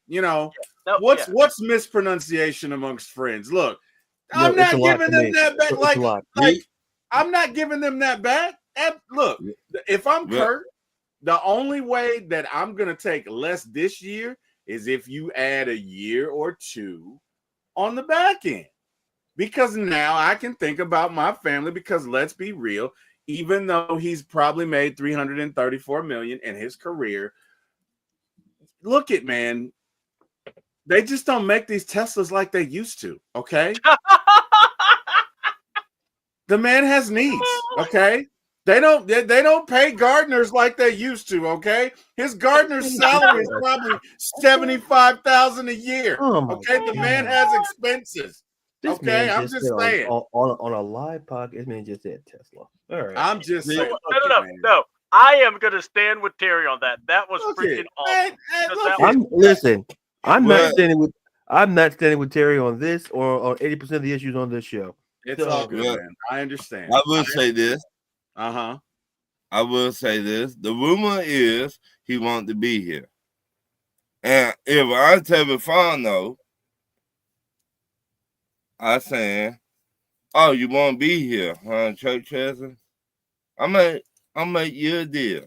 What about you give that money back so we to go get players to get us to what we need? Players! Are you serious? Can I say something? Oh yeah, I'm not gonna say anything. I forgot. I want to say. Let me finish. All right, go ahead, Ron. Go ahead and finish, Ron. Are you serious? I'm dead serious. Oh, that's sad, man. That bruh. You're asking me to give something back for what? You gave me this money. I didn't make you give me this money. You gave me this money.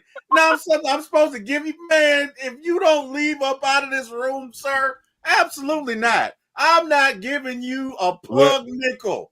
I'm not giving you anything. If you don't want me here, look it. You can either cut me, which I'll get the money anyway, or you can trade me. But you got to pay me, baby. Because you know what? In this league, you got to pay to play. I'm not giving you nothing. I'm not giving you squat, zilch, nothing.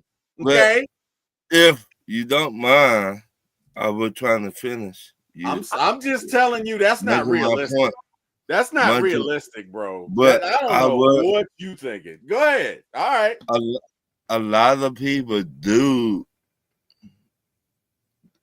give some of that money back. Deshaun Watson, JJ son, his money back. Like I just said, Deshaun Watson got an extension to do that. He didn't just do that out of the kindness of his heart. Yeah, I was going to say an extension. Yeah. Okay. So I was going to explain. Oh, go ahead. So that's what I'm saying. We do an extension, but no, you don't want to extend Kirk Cousins. He's already a bench guy. What are you doing, Ron? You're killing me here. I'm trying to find a way to get some of the money back so we can help out the team. That is not it. Okay. Look, I'm gonna shut up. I hear what you're saying. I vehemently disagree. You talk about it doesn't make sense, Ron. You already got this guy on the bench. He's already the most well-paid player in bench history. Okay. And you want to extend him? Are you serious? What? Hey, Ron, in a word, no. No. Hell no. No. I'm sorry. No. I'm not doing that. I'm not doing that. Here's what you could do, Ron. Here's what you could do. Best thing you could do is trade Cousins, right? Like I hear you. You trying to get some money back. I hear that. And I'm not saying I don't respect you. I'm not saying that. But you cannot. This Atlanta fan base is already pissed. They are already pissed, fair or not. And look, I think it was a good deal to sign Kirk, because if you don't sign Kirk, you probably don't get Michael Penix, because the rest of the teams around you probably think that you're trying to get a quarterback and they're going to trade up. So I don't have an issue with it. But now that you're here and now that you're in it, if you are Terry Fontenot, you better not extend Kirk Cousins. Because the beautiful thing about this deal, Ron, is essentially it's only 2 years. You can get out of it next year. You know what? I'm sorry, man. Go ahead. I'm sorry. I'm sorry. No. Go ahead. It's okay. My brother. You right. Bro. I'm not saying that. I'm saying the best thing we can do is trade him. That's all I'm saying. Best thing we can do is trade him. But if you extend him, You talking about people calling for your job. Like, I don't. LaDaruis, how do you feel about it? I don't want to be a bad guy. How you feel about it, LaDaruis? I don't want to be a bad guy. Soon you butt your hip, there also. Oh wow. Okay. On Terry's hip. Can we get off Terry's hip? Okay. No, it's okay. You can talk about my hip. LaDaruis, how do you feel about it? Would you extend Kirk Cousins? Wait, you're asking the questions here? I thought C-Dub. I was going to ask the same thing anyway. So I'm channeling C-Dub. Jeff Dunham on me. Thank you, C-Dub. I appreciate that. Goodness. Oh my gosh. Okay. No. Remember I told you? You said, "Oh, Dirt was laughing at me earlier." When I wasn't. Oh wow. Okay. I tell you, wow. you bad hip to No. Terry likes to pop and lock and drop, and then the dropping part. Oh wow. And the dropping part is very severe because listen, we can't keep picking this man up. All right. We got to focus on our injuries and our insurance plan. Like my back, I keep picking up Terry all the time. Oh, wow. Okay. Yeah. Okay. Whether it's O and a K or OKAY. Okay. By the way, Gazoom tight. Now anyway. Oh, okay. Yeah. Please go, LaDaruis. This is one of the questions that I didn't expect. Oh no, go ahead. Well, no. Someone just asked, and maybe LaDaruis, because you've been able to give me some answers here. So, what if Kirk Cousins decides to retire? Well, now, I don't know all the particulars, so I'm going to throw that also in here. That becomes a very interesting situation because it's a similar situation. If you guys remember Andrew Luck for the Colts, and he signed an extension and he retired, well before his deal ended. Now the Colts were able to get some of that money back. Now in this situation with Kirk Cousins, I want to go address it all the way from the kind of beginning. To Ron's point, I don't necessarily think he's going to get. You could do a prorated deal. Basically, you're not asking Kirk for all, you're not asking for all of the money. Right. What you're essentially trying to do is convert the money into essentially guaranteed money. And because Patrick Mahomes has done, the Chiefs have done that with his contract, because his contract is absolutely massive. And the reason why the Chiefs make the moves that they do, it's about converting money.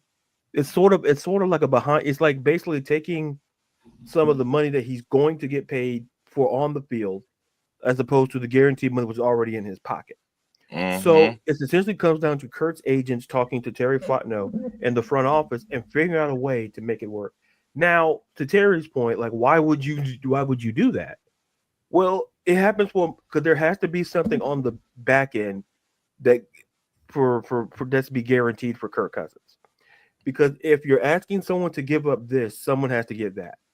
And the reality situation is like trading Kirk. You're still listen. Here's the thing: if you trade Kirk, let's just say Atlanta's going to have to still pay some of that because no team's going to want to take all of that.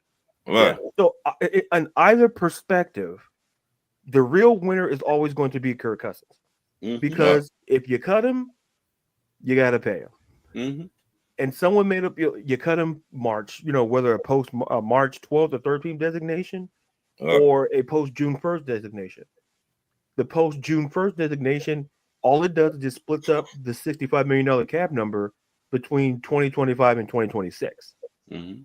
But here's the thing: trading Kirk Cousins, if you don't, let's just say if he stayed, from all that that Terry talked about in his press conference. I truly believe that, listen, if Kurt stays, but let's just say in a world where, listen, they have a meeting and they change their minds. Let's hypothetically go there. Now you're facing Kurt chooses where he wants to go. Because when you put the no trade clause in there, you're giving control to the player. The player, listen, he may not want to go to the Tennessee Titans. He may not want to go to the Raiders. He has a choice in deciding where he wants to go. Right. I feel that if he was to waive it, it would be for Cleveland. But we also got to factor in the weather in Cleveland, like his arm. There's other factors to consider. Like look at Matt Ryan. Matt Ryan benefited playing his career in a dome. Mm-hmm. And that helped the owner's career. That gave him a couple of years because he wasn't playing out there in Green Bay. He wasn't playing out there he wasn't playing in Chicago, because that does affect your arm and the velocity and things of that nature. But to kind of put a button on this, trading Kirk Cousins, either way you look at it, no team is going to want to eat all of that. You see this. You see this in baseball. You see it in any other sport with a major contract you're trying to move. If you want to move, it's going to still hit your pockets. So, and then like Christy said, and because of the March deadline, Terry could not say what the plans are for Kirk. Exactly. So that's why I say, because of the deadline, he can't really say. He can sit there and say, yes, he's still on the roster, but that designation, they don't know. They have under like 2 months to figure that out, because the post June 1st designation. The only difference is you cut him in June. It's a $65 million dead cap straight up. That's it. June 1st, it's essentially split up, where it's essentially maybe 37.5 for this year, for 2025, and the rest in 2026.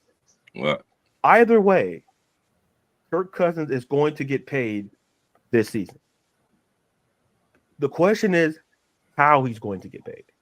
The Falcons are going to have to kick out something, because, like I said, I'll emphasize this again before, for turning it back over to you, C-Dub, the emphasis is a team could want Kirk Cousins, but they're like, listen, we don't want to eat a lot of that money. So if you want to move, listen, you got to commit to eating at least something. Because at the end of the day, do the Falcons want to still eat money to trade him? Or are they going to keep him? Are they going to? There's so many factors to go into. If they sit down and rework Kirk's contract, it probably, once again, converting that money into guaranteed money. But that's a conversation between Kirk's agents and Terry Fontenot this offseason. So those are my 2.5 cents on that. Yeah. Look, I'm going to just say it like this, and this is not picking on you, Ron. If you think you're going to go to Kirk Cousins and do that, there ain't no way. Because think of it this way. Kirk has fleeced the Washington franchise, Minnesota, with guaranteed contracts. That man and the agent, they're about money. Yes, they are. I mean, I'm serious. This man, and hold on. This man still shops at Kohl's. That should tell you what kind of sicko we're dealing with. Okay? Because wait. Don't treat Kirk like he's a serial killer now. No. I went to calm down. There's no Batman clothes in there. I tried to find something. I agree, but listen, air conditioning is not bad. Air conditioning is not bad. You blaming me, Antonio? I didn't do it. Antonio, I did not do it. Do not blame me. Yes. Antonio, use his government name. Yes, use his government name. I did not do it. Government name. I did not do it. I mean, do I need to add Antonio? Because if I do, I might have to. I mean, Oh my God, bro. Yes. All I said was, look, that's like my job giving me a lump sum of money and then coming back saying, look, it didn't work out the way we thought it was going to. We need you to give us X amount. They're going to get the finger. Why? Yeah. What? Why? What am I getting out of it? Double bird. They're going to get the fingers. I'm going to be like, I don't have to give it back. Whoa. I'm not going to give it back. The double. Just say the bird. I'm on your side of this. They're getting the double bird. When you say fingers, we're talking about a whole different thing. So they're getting 2 barrels, baby. They're getting a double bird. You have to give someone an incentive, right? You have to. So if they come to me and say, TWill, all right, we want you to give us X amount of dollars, but we're going to make sure that for the next 5 years, we're going to we're going to triple your bonuses. Jesus then Christ. I'm going to say, you got it. No, you know what? I'm here for you guys. I'm a company guy. Whatever I can do to help you. Okay? And if you don't think that's the American way, if you don't think that's bro, you can't come to somebody and ask them to do something out of the kindness of their heart. This is a business. Hey, whatever, man. It's America. I'm singing the national anthem. I'm trying to be on your. You see, this is why I'm never on your side. So I'm never on your side. I know it. I'm excited. I was in the moment. Take your medication and stop being so excited. I took it this morning. Look, he just watched AEW Dynamite. He heard the song. I've got my medication right here. I took it this morning. Don't shake your bottle at me. Don't shake things at me. What's the matter? Pause. All I'm saying is I like my money.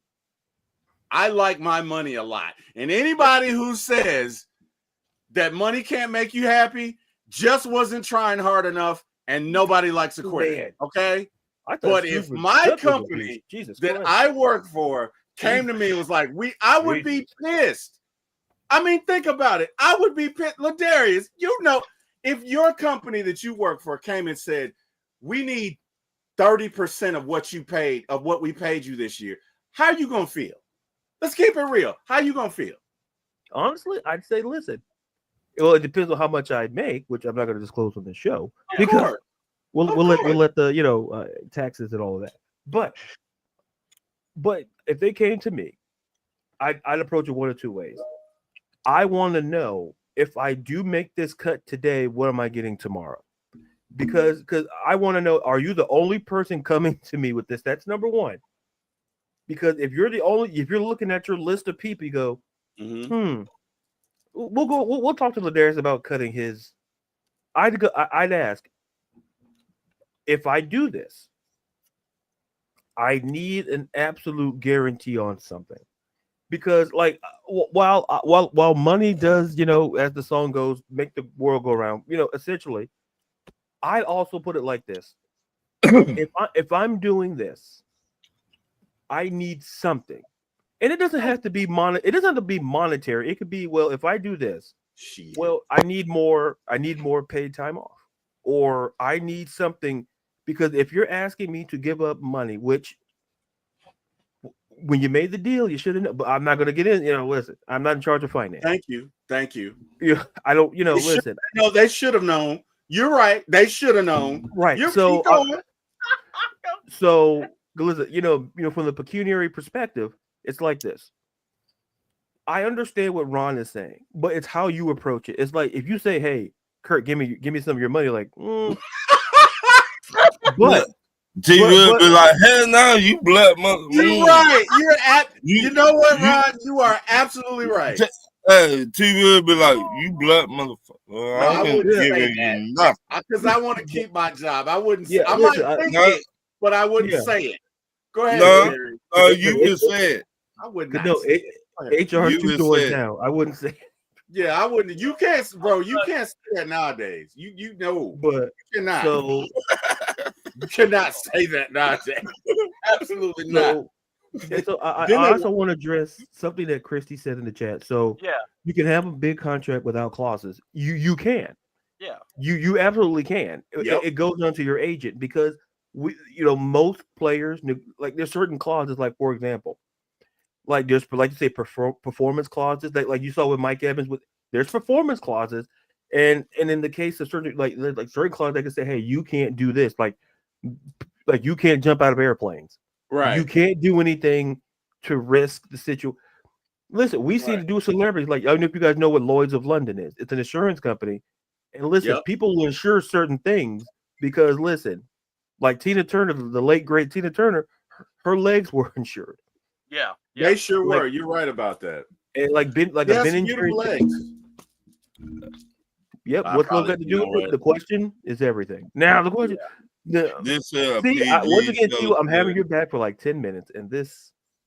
She did have some beautiful legs. I'm backing you up. She did. And I don't look. I don't. You don't have to shake your hands at me. I agree with you. I'm agreeing with you.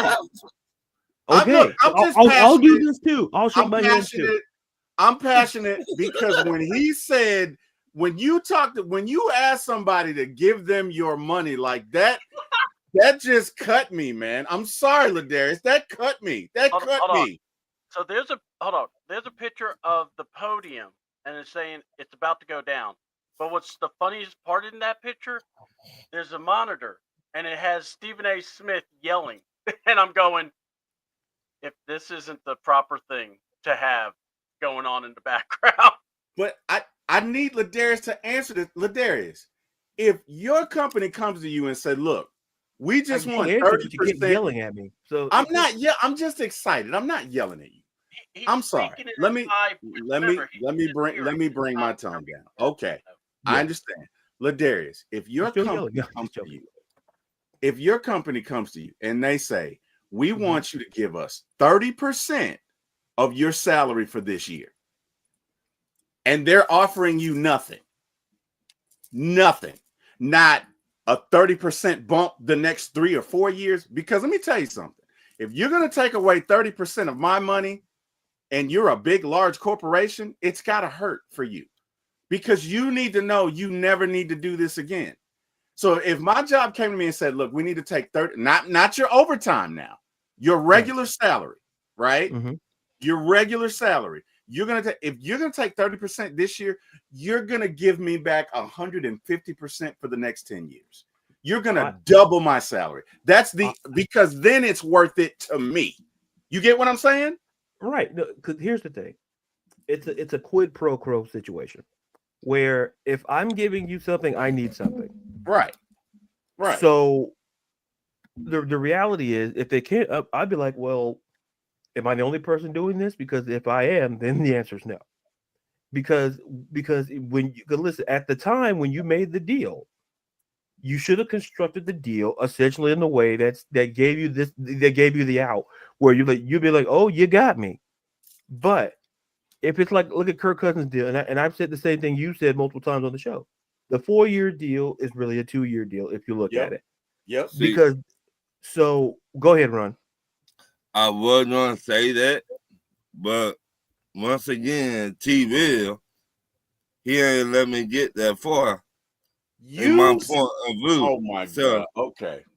All right. I was gonna say they take money from everybody else too, but TWill, aka Baldy. Jesus. No, I think somebody else has that term. He's a sportscaster for ESPN. Oh yeah, Brian Baldinger for NFL Network. Yeah. Somebody else has that nickname. You got to come up with another. But I should say 8-ball. So I don't know, because I'm more like caramel ball headed. 8-ball. Anyway, okay, oh Lord, Yeah. Listen, these rails, boy. But I was gonna say, go off the rail. But I was gonna say, get money from other people on the team too. Well, okay, it's funny, but the question is, I apologize for cutting you off, Ron, because I'm trying. I want to. Here's the thing. Like I mentioned, I think I mentioned this on the show the other day, or Kirk Cousins eats up almost 15% of the Falcons cap. That's the first guy you go to. The second guy on that list is Chris Lindstrom, who counts for 8%. So everybody else is in less than 10% range. The reason why the Chiefs go to Pat Mahomes is because he eats up a lot of cap. They're like, hey, we want to go after DeAndre Hopkins. Pat says, oh yeah, but what he does is you create money, you move stuff around. The question is, Kirk Cousins, his deal is not super long, so you can't really move it around enough to finagle it. So the point is that ideally Kurt should, but if he wants to stay, but listen, I do not tell. I've always said this. I said it to my parents. I said it to, I may not agree with your decisions, but I don't tell grown folks what to do with their money. I simply don't. Do I agree with what some grown folks do with their money? Absolutely not. I sit there and laugh. I'm like, yeah, good luck with that. Because good luck with that. But I got a 8-foot Optimus Prime that I'm trying to order. Damn it! And you damn to tell me what I can do with my money. Damn it! If he wants to order Optimus, let him order Optimus. Let him up. I come to your house. I'm like, this is nice. Yeah, this is nice. Yeah, I got about 10 Optimus Prime figures in my car if you want. But to keep the show going, I'll just say this. I'll put a button on it. On my point is, at the end of the day, we have to understand that Terry Frontal has to make some very serious decisions because listen, we have less than $7 million in cap space. So if we're talking about pursuing guys like Myles Garrett or pursuing, I can't name another defensive player but it was mentioned on the show earlier this week. But Crosby, yeah, Max Crosby. Thank you. If we want those guys, go look at their contract. We have 5 picks and $7 million in cap. So unless we're asking them to take a draconian-esque cut, which essentially means which means a very, very severe. You grab them by the collar and say, "Look, you're gonna give me this money." It's like if you watch Law and Order, how they jack up the bad guys in the it's like confess to us. That's essentially what we'd have to do because we have 5 picks and there's only so much we could do. You could. So at the end of the day, we have to understand Kurt's going to be the focus because he's the guy making the most money on the team. It's like this. We go after the CEOs of these major companies because listen, they make the most money. So when we say we demand, like some CEOs make a lot of money, some don't. Some are willing to take cuts for the company. There are some where they go, I'm the CEO. what are you talking about? Like, hey, we're in the red for the last 3 quarters. Well, you got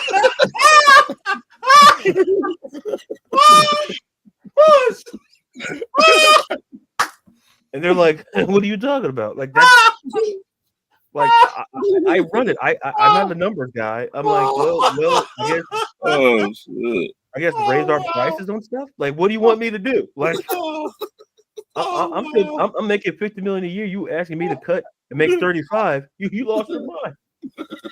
I got expenses, okay? Right. My side chick needs another home. Damn it! And you're not gonna keep it from her because you made poor decisions. People just need some extra loving. I am not giving you a penny, Ron. Look, I don't care if your team is Ron. Look, they paid me. I didn't want to say this, Ron, but Luscious, Lexus, and Peaches have a standing appointment with me every Tuesday because I love those lemon pepper wings at Magic City. And God damn it, I need to contribute Terry, to that might be more than the wings you love in there, Magic pal. City, more than the wings. I'm just saying. The wings, I think, are just the complimentary thing that goes with the main course. If you know. So I see what you did there, but oh wow. But like, okay, well, C-Dub, you can have the show back. We all right. Well, look, we're in the hot topic zone, by the way. I was because Ron just yeeted us into that with the Terry Fontenot needs to have a talk with Mr. Rocky or Mr. Kirk Cousins. Look, bang, dude, you gonna do something. Because not only that, I had to invite one of my friends, another one of my special friends. So, Antonio, I sent something to you. Let me know if you got it. Well, I'll see you if you got it. And then let's see. I'm going to try to get to these comments because y'all went wilding. This was awesome. My God. I'll tell you what. I saw a comment by Christy. She said, we bring a Friday night or a Friday afternoon show on a Thursday morning. So thank you for that comment. That was like that's awesome. All right, so let's see. Church's Dark Horse, and people were having a lot of fun. I'm doing my timesheet right now. So I'm working on money right now. So it's all working. Yeah. So all right. So here we go. So my podcast. Listen. This is where all right. How about that 30%? All right. They're not cutting him per Terry. Also, Peyton hated Russell, so he wanted him gone. Do you think he would waive the no? I actually will say this to Ron's point. I think Kurt would waive the no trade. Yes. I do think that. Yeah. But it has to be under his team. And look, everyone's like, well, he shouldn't dictate anything. No. This organization. It's how you structured the contract, period. This organization gave him this contract with the no trade clause. What? So this is on the organization. And, you know, Ron, I love you. But this is where I gotta even look at you and go, if I'm Kirk Cousins, I'm looking at you going, Absolutely. this is your problem, buddy, not mine. Absolutely. Change. And I'll tell you what. Here are a couple of teams I will think about an offer. We don't even tell you because the agent's like this. Big Balls Willie over here in the backdrop getting him all the money. So, so that's what I'm saying. All right. Bro. Now, look, I told y'all I'm not bringing a whole lot of people, but Antonio has promised. And, Antonio, you good friends with me. So, I wanted to bring you in to this circle of trust. So I'm going to let you go, but let me finish up the comments. I promise after the comments, I'm going to let you talk. I appreciate Antonio because he used Terry's government name, and I appreciate that. Antonio, you already got a place with this team now. Because listen, when you really mess up, you use your government name, not your nickname. I'm not giving anybody 30% of my money. So if that's messing up, hey, I'm messing up. Terry, your heart, for God's sakes, calm down. Calm down. You're right. You're right. Calm down. It's like I was giving our guest, some props for using your government name. There's no need for you to have a conniption right now. Calm down. Cosby might come back, Terry. You know this. So 30%. Hey, Bill needs to come back because Bill needs to tell Ron, I'm not giving you 30% of nothing. Wait a minute. I did not even say 30%. You ain't let me finish. All right. Hold on. Let me finish the comments. I promise. If we don't fire Ricky Lake, for damn sure, better steal Chuck Smith. Ricky Lake. Somebody's been listening to me. Thank you. Ricky Lake's like, what did I do? It's like that 50 Cent meme. What did I do? Where's Ricky Lake now? Anyway, is she even still on TV? Like, where's Ricky Lake? No. She's actually on Instagram. She's she's married and all that. Post TV life. This is good. Okay. He technically did make us give him that money. That MFer a certain way. I'm sorry. To get all those comments. I'm not giving back. I'm not for that. Ron is slipping early. Listen, I'm with you, TWill. Real early. 30%. Yeah, that's I'm not giving you. Wait a minute. I did not say 30%. Yeah. TWill set the number at 30. I'm not giving you 1%. I'm not giving you. Look, we made this deal. Look, you gotta worry about your hip. You gotta worry about your hip. I'm not. I want to hear Antonio's thoughts. First of all, welcome to the show, man. Welcome to the show. Yes, welcome to the show. The reason why I used Gideon's government name, when he started laughing a little while ago, right? The first thing that I noticed was, if y'all ever seen that movie Better Off Dead way back in 1985? Yeah. Mm-hmm. Do y'all remember the catchiest phrase that has lasted forever from that movie? What is it? Remember the paper boy? Mm-hmm. And he be riding around on his bike and people be scared as hell running around. He run around and the next thing you hear him say is $2. $2.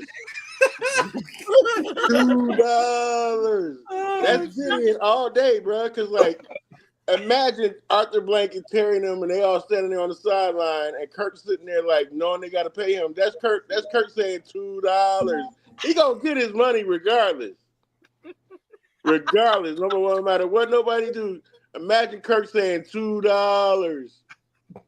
And that's Gideon laughing at y'all. I don't know why it came to my head, but all I could see his mouth saying was $2. $2. And that's him. God. Antonio, let me ask you this. If on your job, you make a certain amount of money, right? And your job came to you and said, hey, we made a mistake, right? Now, they've already agreed to pay you. You've signed your contract and everything. And they say, we need 30% of your salary for this year. Are you giving it back? Out of the kindness of your heart, out of the benevolence of your being, are you giving it back? Terry Cochran making a case. I think you put it too much on it, TWill. No. Let him answer the question. To be honest, I would look at them and be like, y'all can kiss my entire ass. Thank you. Which is what 99.999% of people would do, because this is America and nothing's free. Okay. But if Kirk had an actual conscience, though, don't do that. And didn't Don't have do that. And didn't have the agent that he has, because whoever Kirk agent is, that man right there, he can teach a lot of agents the business for real. Because the one thing that he's done, like, he has gotten Kirk paid like during his whole career. But if Kirk had a conscience and knows that, okay, out of all the other 31 teams in the league, Atlanta gave me a chance, moved me and my family back home, and I didn't, perform up to expectations. I would at least, out of good conscience, be willing to renegotiate certain aspects of my contract. Thank you.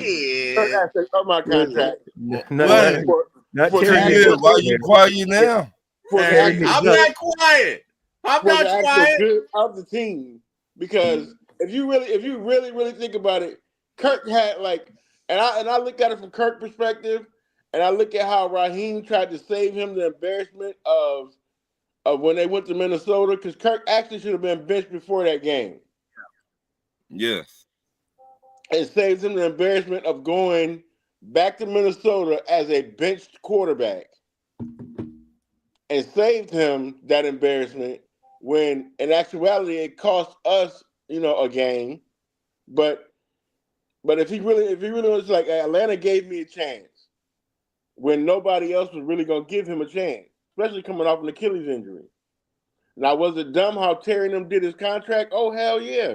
Because as it is right now, you have so much money that's just sitting there that we can't even use or touch to do anything with besides pay that man his $2. And that's just what it is. If he had a conscience, I would renegotiate certain aspects of the contract to where I would still get my money, but not in the way that it's going to be done now, because it's going to hurt the organization as a whole. I guess I have no conscience, because look, if you want me to do something for you, damn it, you're going to have to do something for me. And it's going to hurt. And it's going to hurt, because guess what? You proposed this deal because you wanted me to come here. This is America. This is a business. This ain't emotion. This ain't feeling. This is not sentiment. This is America. Yeah. And if you made an agreement, Blake will have to give up a lifetime Home Depot card or something. Oh, bro. That might get him. Give me about 3 or 4 Home Depots. You see Kirk Cousins? I'm more of a Lowe's man, but I'll take that Home Depot. But look, what I'm saying is, you can't get something for nothing. Okay, it didn't work out. Kirk got injured. I understand, but you cannot get something for nothing. But you gotta have something. You gotta be with me. You gotta do it. You gotta do it. Hold on, come out. No romance without finance. Gwen Guthrie, go ahead. Okay, I'm gonna try to travel down. It's like this. I get what everyone's saying. Okay, but I have to ask this question: with this massive money that Kurt has, what can be moved and what can has to stay? And then the question also is, though, will it affect the dead cap hit that he would give us? You see what I'm saying? It's like there's all these numbers that are a part of this. Wow. And the easy answer is renegotiate and extend the contract. That's what I know. But if there's no way you could do that, because let's be honest, this deal was made to do a 2-year deal. Yeah, problem is you got to convert more of that money to guaranteed money. Okay. Yeah, that's what I was saying. That's what I was saying earlier. Okay. Yeah, you take up a certain. Listen, like I said, Patrick Mahomes has done it multiple times. Yeah, it's essentially take that guaranteed, but take that money you're getting, the base salary, convert it to guaranteed money, free up some stuff. And then not only that, when you convert it over to basically guaranteed money, you can also set it up like his contract can go well beyond next year. True. That's convert that money to where, like, say for instance, okay, Kurt, we want to do a 5-year payout. You see what I'm saying? A 5-year payout to break it up to guarantee that man a paycheck even after he's done with the league. I mean, because he got plenty of money put up, but I mean, are we the Mets now? Are we the Mets? No. We're doing the Bobby Bonilla. That's the New York Knicks. Remember how Jalen Rose was getting paid by the Knicks, and he was sitting there at a commentator's table. I'm like, no, I remember what you guys remember. Shandon Anderson, like that guy was getting paid. Like okay, I understand what Antonio was saying. Listen, I'll put it like this. There's a multitude of ways to go. If you're Terry Fontenot, you have to find the one that works for you. Right. Because at the end of the day, Antonio has made a great point. Giddy, I mean, Terrence Trent D'Arby has made a good point. And, him and his wishing well and signing his name to big money. And Ron has made some points. It's the Bobby Bonilla, exactly. It's like this, Bobby Bonilla. Listen, it's how you negotiate the deal. It's because here's the situation. How does it help the organization? How does it benefit Kirk Cousins? Those are the two parties that have to be at concern, because you still want to build a great roster. Listen, Terry still has to sign free agents. He still has decisions to make. And if you're Kirk Cousins, if Kirk Cousins still wants to be here, I have no problem with that. But if you go to Kirk, there's options to be laid out, because you could do the Bobby Bonilla route. Because listen, the Mets or the Allen Iverson route. You can go to Allen Iverson route. Exactly. Too. Like I look at the New York Knicks. The New York Knicks were still paying dudes like Jalen Rose, Eddie Curry. They were still paying these dudes, and they were dribbling the basketball somewhere else, or they were sitting at home waiting on the check to hit their mailbox, or they had direct deposit. I don't care how they got their money. Still getting paid. Exactly. Yep.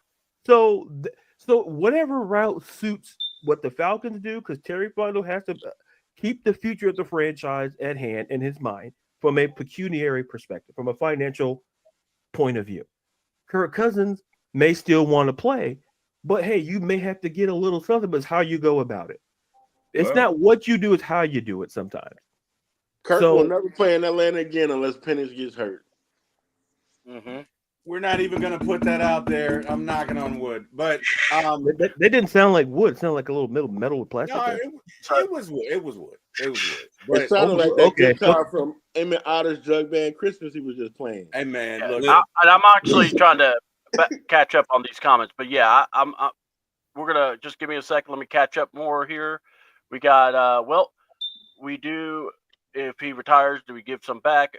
That we've kind of addressed that. Ron has to be drunk or high with that perspective. And then this awesome dude with where's the link? I'm heated right now. And because of March deadline, Terry could not say could not say what the plans are for Kurt, which, all right.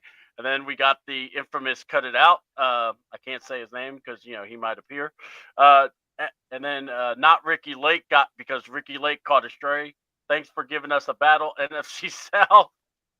And so you have a big contract without clauses. I wonder, but that's also part of the GM, the agent. They all work that stuff out. So it's like every player has probably clauses and stuff in their stuff. So they might have to throw Kirk agent a little bit more money too. Yeah. I know for him to accept any deal that they do at the table. Oh yeah, and then it's like I know exactly who Kurt will be next year on the Falcons. Oh, okay, yeah, and who's going to be? Okay, I'm trying to. And the guy who yep, you're here, so we'll just have you go for that. Wonder if Kurt had that insurance. Oh God, that'd be funny if he did. Let me pitch for y'all. Yep, wholeheartedly. Yep, sounds like child support. Terry already said it's 2 year. It's a 2-year deal. Okay. Movie. It's Kurt all day. And yes, we did add you, Antonio. Let's see. Gotta rewatch the press conference with transcripts of the press conference will show you the questions in this. Okay.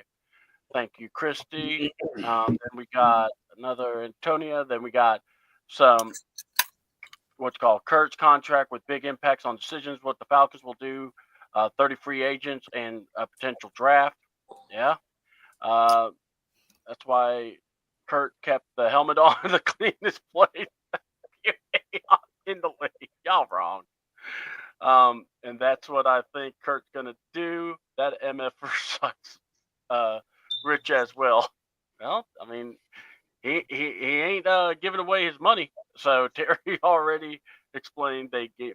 Now, technically, what Terry's gonna have to do, like to make it make sense. Like I know like it might be a bad take on my part, but if he could, like when they was talking about that whole like how Deshaun Watson contract was set up, where it was like a fully guaranteed contract. Yes. If he could go to Blank and he could pitch that to him, and knowing that because you got to pay the money regardless. You got to pay that money regardless. If he can go to Blank and Blank would sign off on a fully guaranteed contract, then the Falcons would be in the clear. Would we look like assholes in the end? Of course. But will we be able to actually do some willing and dealing in 2025? Of course. No one talking about. But he would have to get Arthur Blank on board with that, even though they're going to get ate up by the media behind it. But hey, you got to do what you got to do at this point because it's already failed. Yeah. It's not like it can get any worse. I mean, okay, so the Terry Fontenot press conference, I believe it's already done. I was trying to see if I got any more quotes here from it. But basically, that's why I was originally pissed off, though. Yeah. Because I would love to see what the pre-press briefing was before Terry came out there.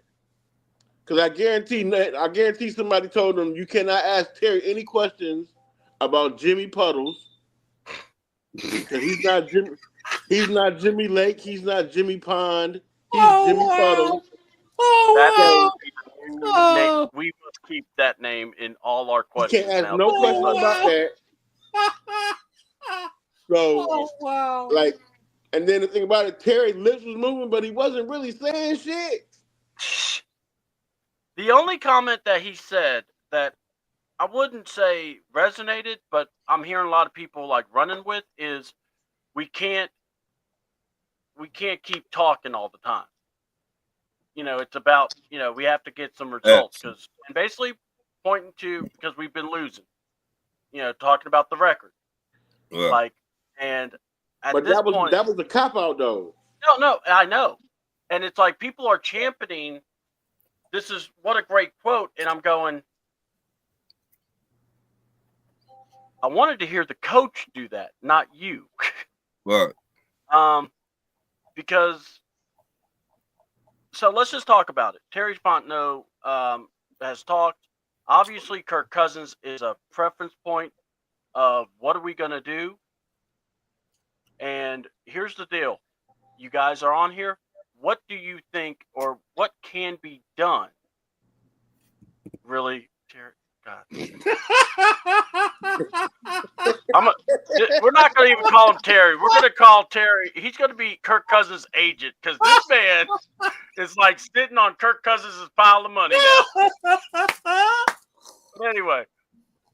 Oh, shit.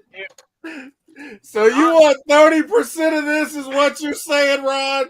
You want 30%? You want me to give you 30% for nothing? No way. No, sir. Man's got $2. This man's got a diamond-plated swimming pool that he needs. They don't take care of themselves, bro. Oh my God! What did that dude say? Hey man, you know what? I'm not gonna crack that joke.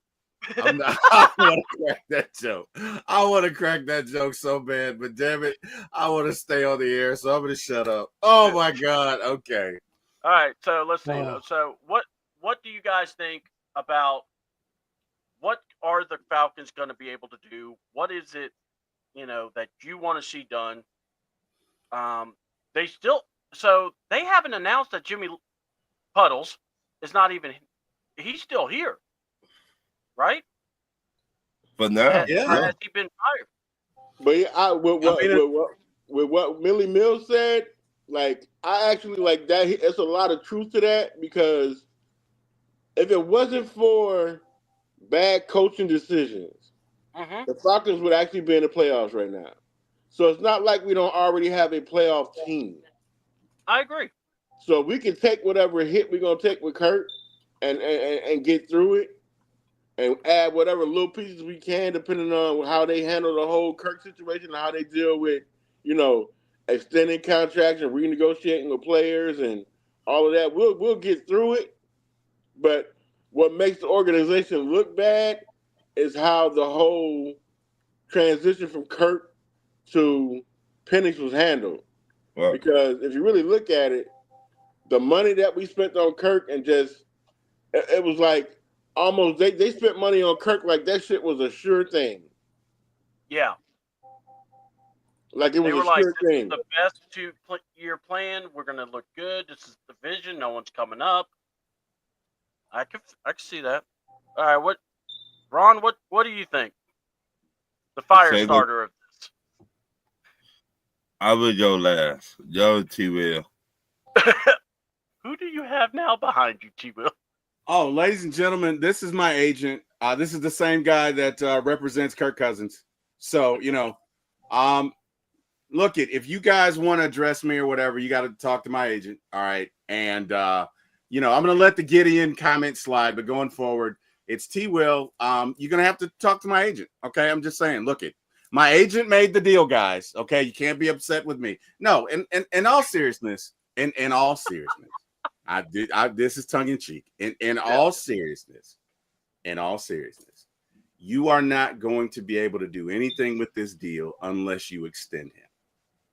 You can get out of this. Now, you're going to have to suffer next year. Bottom line is you're going to have to suffer through it. I do not think the move is to extend Kirk Cousins. I do not think that is the move. You either trade him or you suffer through it and you cut him next year. And if you cut him next year, it's essentially a 2-year deal. You're out of it. Those are my thoughts. There is no way I would try and extend or do anything because all you're doing is kicking that can down the road. You're still going to have to pay. Except instead of this year, it's going to impact future years. Look, we should have learned our lesson with Matt Ryan and Julio Jones. Guys get old. Father Time is undefeated. Let's just take our medicine and move on. Those are But the impact wouldn't be as bad as if you could stretch it over years instead of just over one season. Oh my God. And it's gonna impact future years. It's gonna impact future years. Look, at some point, you got to we did this with Matt. And ultimately, when we had to get rid of him, it took us 2 years to get from out. Even after we traded him, we couldn't sign anybody for 2 years, right? This is like Matt Ryan 2. We've seen this movie before. We know how it ends. If you fool me once, shame on you. Fool me twice, shame on you. Look, we tried it. It didn't work. Whatever. Let's just pay him this year. Suffer through it. I still think we can hodgepodge together a defense, especially if you bring in Steve Wilkes. Let's make it work. Okay. We'll probably have to be opportunistic. We'll probably have to lead the league in takeaways. But if you got at least a half decent defense with this offense, you can score 35, 38 points a game and win and advance in the playoffs anyway. You might not win the Super Bowl, but you can get far. Those are my thoughts. Guys. Yeah, that's what Millie Mills was saying. Yeah. Yeah. All right. And trust me, I'm gonna finish up the comments too. So just give me a second, guys. We're gonna go to the one man.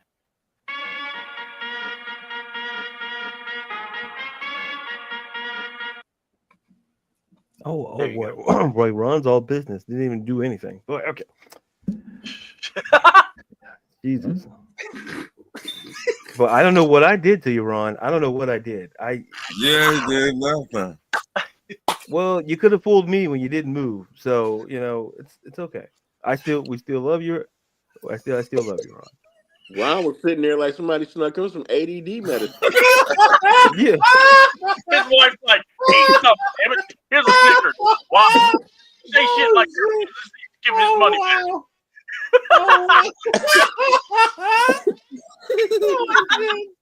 I'm not messing with you this morning, Antonio.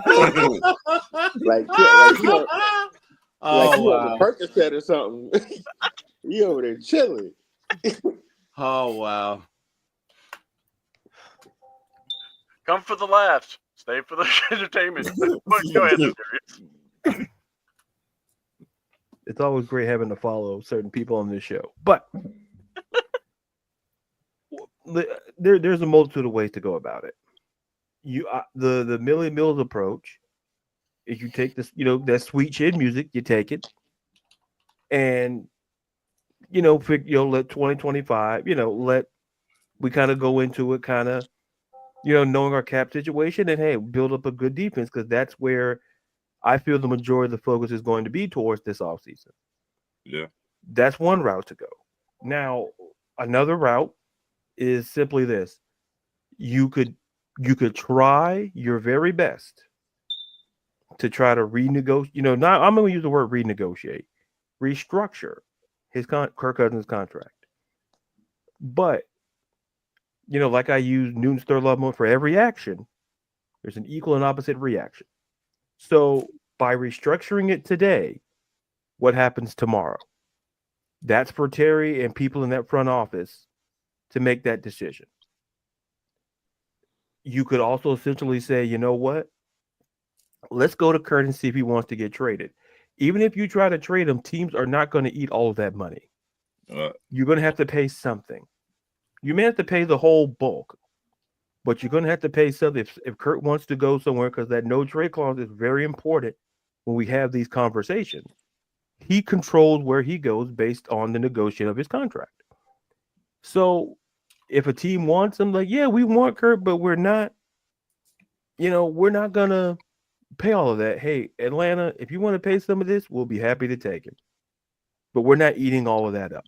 My thing is, I don't think Kurt is going to go anywhere, for the simple fact. Well, that's what I was just laying out the options. Yeah. For the longest, I know his wife has been wanting to come home. Yeah, because they said their first date they met at a Stone Mountain.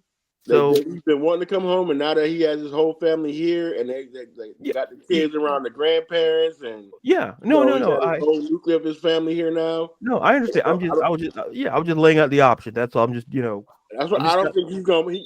Like I think he'll be up for the restructure to stay here. Yeah, but to go anywhere else, I don't think he's ready to do that right now, because Kurt, and especially like everybody know what it's like to have that wife in your ear. Mm-hmm. And so she said, "We're not going anywhere, Kirk." Like that's all. That's all it is. Yeah, I'm just laying out the options. I'm just I agree with what you're saying. I'm just laying out the options. I'm not saying it's gonna happen, but I'm just laying out the options that are presented are there. And then listen, that final option is he stays here and be a mentor to Michael Penix. And to me, Kurt has never shown off the vibes that he doesn't want it. He's there. Like I think Kurt understands at this phase of his career, a part of him still wants to be a starter. Absolutely, why not? Mm-hmm. But on the other hand, why not stay? Get at this, because like Antonio laid out. Listen, your family, you met at Stone Mountain. That's where your first date was. You have history. You have history in that city. You have history. He's at the back end of his career where, listen, it's not a 5-year plan for Kirk Cousins. Okay, it could be a 5-year plan for him, and we say, okay, we'll put your money up like over years, and we're going to offer you a quarterback coaching job. Sure, and he's at this point in his career, like, listen, there's long-term plans, but listen, he's not going to play forever. Just finish it out here. Have a chance to be a part of a team that is exciting. Mentor a guy like Michael Penix, right? Because he'll be a hell of a quarterback coach. Mm-hmm. So having a guy like Kirk Cousins is not the worst thing in the world, given his experience and given his knowledge of the game. Right. So at the end of the day, there's options that all options have to be put on the table. Me personally, I would try to go for the restructuring part, depending how it goes. And listen, because having Kirk, listen, you know how valuable the backup quarterback position is in this league? Like quarterbacks getting hurt. Like, go look at teams who lost their quarterback, and the backup, not so great. So I believe in the Noah effect of having two of everything. I believe in that. Have two of everything. Because in the NFL terms, if something, whether it's running backs, even quarterbacks, any other position, because something breaks down, quarterback steps in, have somebody with experience there. Look at the Minnesota Vikings. They're a classic example of when J.J. McCarthy went down, they had Sam Darnold right there. And at the end of the day, I'm not wishing Michael. I think Michael Pitt, hope he stays healthy. The offensive line protects him. You have Kirk Cousins. Let Kirk get healthy. Let Kirk stay here in this city, and let him do his thing. Because at the end of the day, trading him doesn't benefit because you got to pay either way. Cutting him, you have to pay either way. Just restructure, keep him here. He's a valuable backup. Because a lot of people they look at it like, as far as like when we talk about backup quarterbacks and them being game managers, Kirk probably would be like if he was healthy. Because I don't think Kirk has been healthy since what we talked about last night. I don't think he's been healthy since the Minnesota game. Yeah, Right. And this gives him the opportunity to do just that. To be let Penix do his thing, and you're getting healthy. Because after he got that blind side hit and that right shoulder got messed up, he's never the same quarterback. He's never been the same since. Yeah. Well, no, okay, all right. Can you please put his comment because she chose violence. Put it up there. That last comment. I'm seeing the second one. We don't have two head coaches. Okay. Because listen, Arik, my guy, I love you. I'm talking about players. Show me where in any of my statements where I said two head coaches. Because you can't have two head coaches. You can have an assistant head coach. You can't have two head coaches. My point, Eric or Red, is the no effect applies to the players. Not once did I mention a head coach. I understand if you don't like Raheem, I understand. But at the end of the day, he's not going anywhere. He's gonna be the head coach of this football team in 2025. Whether most people like it or not, because it's not our decision. And what we're not gonna do, listen, Red, this could come from a place like, hey, we're cool like that. But listen, don't take my comments out of context. That's all I'm saying. I just specifically said for players to have two of everything. Yeah, but one thing that you got to understand about Red Rose, a lot of times it's coming from he's joking. Comical place. Well, no, I saw he was joking, but see, the thing is, Red, the reason why I get like that because I hear people. It's a joke. Well, I don't know you that well, Red. I'll put it that way. Once I get to know you a little bit better, I'd understand the context. Yeah, I know him well, so yeah. Trust me, it's coming from a comical place. It ain't no real bad intent in him saying whatever he's saying. When you said his name, it actually threw me off because I went going, "Who's Arik? I only know Red. Oh, Red. Oh, and I read it. So listen, I'll be man enough to apologize. It's just that when you have it in bold, it triggers. So, but we're good. So I'm done. Yeah, now if you knew him, if you know how he talks, like, that's him yelling. Yeah, exactly. Yeah, if I know, just like I know these people on this panel, like I know when they're joking and they're being serious. One thing about him, he's a real passionate guy. Yeah. And like some of his rants, like they're hilarious, but it's a lot of truth to his rants, and I can feel why he goes that route that he goes. But yeah, don't take it too seriously because there's a lot of you. Yeah. Now I know because now I know. Let's say never too old to learn anything, Terry. So the thing is, damn, Terry, he be throwing like pew pew. Terry, all so long, like I'm just catching. I ain't do nothing. I'm just sitting up there. No. Remember you did enough for today. I can't even call him. No. When you said way back early. You talking about LaDaruis is over there laughing, and I wasn't even laughing at nothing you were saying. It was a joke. It was. But listen, with you, I take your stuff seriously, and guess what, pal? Emperor Petty is all over you now. So oh my god. Okay. I sent King Petty on vacation. I sent him off. You get an Emperor Petty. Everybody else in the panel gets, hey, LaDaruis, you get Emperor Petty. Whatever. That's what you get. You're gonna get Luke Skywalker, and you know what happened to the Emperor, okay? You know what happens when you yell too much in your heart. Stop. Relax. Did you just call me an old man? Is that what you did? Listen, am I lying though? That Gray says I'm on the right track. So this old man this old man will have to wrap this up. But give me a minute. I need to get these comments here. Terry said he is only the middleman. Terry said a lot. He's only the middleman. He told what the plan is. His role is the middle of the president, owner, administration, the team, personal staff, assistant store manager. He's got to cover the closing shift. There's a joke. Terry's a Walmart greeter. Yeah. Uh-huh. At the same time, you got a hell of a backup quarterback to do. We all bring in another young QB. Kurt turns into a teacher. We do not have him to get that type of value. I understand, but yet, hold on. I'm just reading comments. What's up, fellas? Well, if I'm Kurt, I would try to stay healthy again. Yep. And Kurt got the best job, making money while holding a clipboard and yelling $2. Because now that's now in my head. We already covered that one. Red, and then we got King Richie, the whole organization. We want to keep Kurt as a backup from what Terry's saying. I want to know, man, I was just joking. So that was to LaDaruis. I want to say extend and restructure.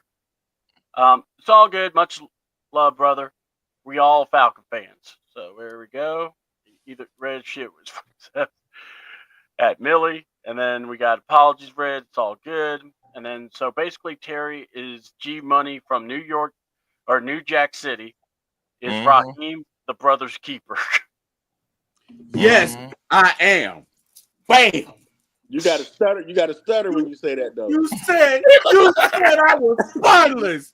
You didn't build this shit. We built this shit. You said I was spineless. Am I my brother's keeper? No. Yes, I am. I am. I'm sorry, Jimmy. I'm sorry, but God damn it, your cover 2 shell just doesn't work, and it was me or you. Bam.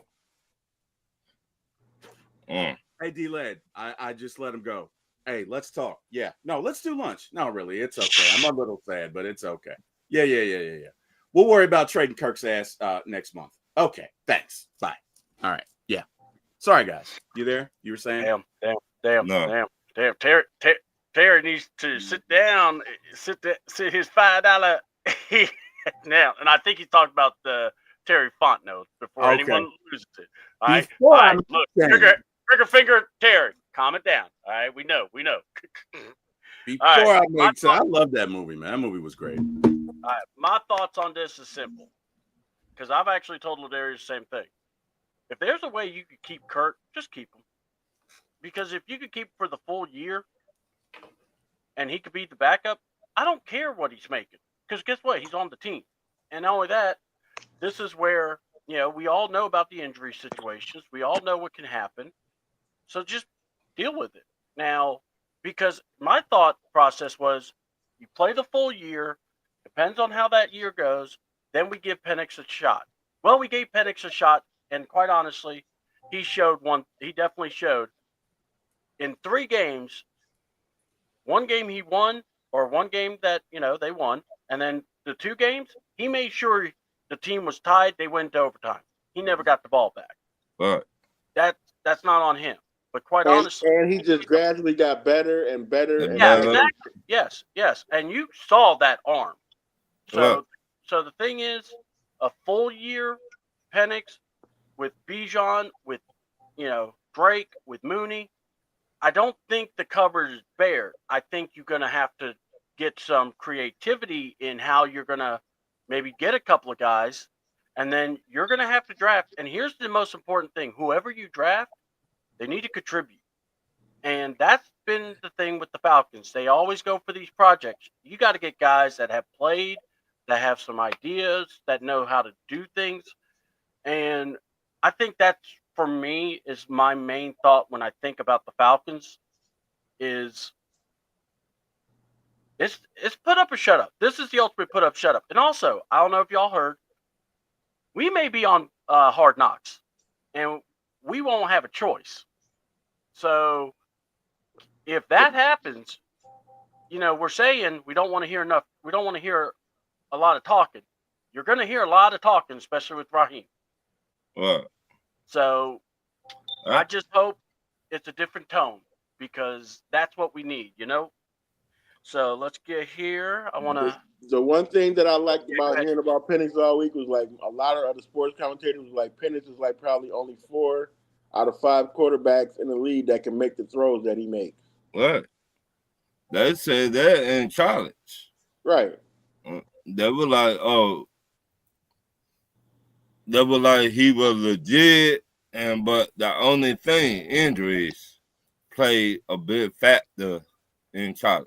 You know. Hold on, C-Double. I can't help but notice with these screens the way that they are. You being above me, you look like my little minion brother. So they were like in college, he could make all the throws, but his injury history was a little bit suspect. Right, but that man hasn't been hurt in 2 years. So for them to still keep talking about it, like, hey. Right. That man was gonna be hurt. That man was really gonna be hurt when he was in the Michigan game. Right. Like he would have got hurt there because they was crushing his ass. Right. They will always bring out the history of quarterback when they finna get drafted, and this quarterback went through this and went the history behind him and stuff like that. Yeah, because people do heal. Right. Some people do actually heal. So I agree. And look, I think that we got something special with Penix, and I would like to try to see him upright and playing. So, all right, that's it. We've done everything, and we're gonna do plugs or plug your stuff. Shout out whoever you want to shout out, and let's go from there. So, what we're gonna do is We're gonna go through our guests first. So, Antonio, go ahead and plug whatever or shout out who you like. I appreciate y'all fellows having me on. As always, a great time, good laughs, and I will be laughing at Terry all day because that laugh was epic. And I see Ron is coming down off his ADD medicine. So, damn. Everybody have a great day and look forward to the next session. Oh boy. Oh shit. $2. And $2. No, we're still waiting on Jimmy Puddles. Is he got a job still, or is the puddle dried out yet? I honestly think, like, as of right now, if he's not fired within the next week, he's not going nowhere. I would agree. Now that I would be disturbed. Because they got to save this fan base right now. That was the first thing Terry said in his press conference. Like, he just felt bad for the fans. Like, if you want to save it, like, and if anybody pays attention, I think any head coach or any GM, when they sign a contract, it should be mandatory after every game that they have to log into, podcasts like this. Yeah. To see how the fans really think. Yeah.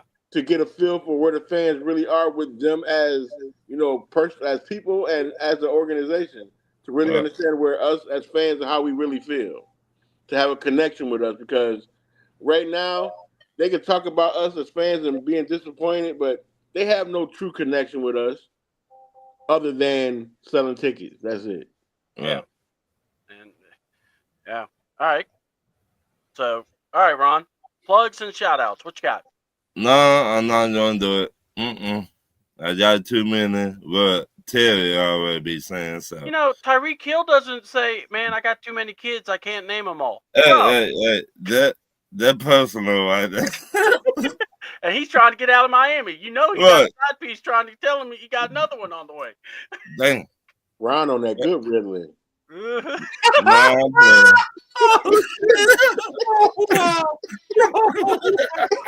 All right, let's way down.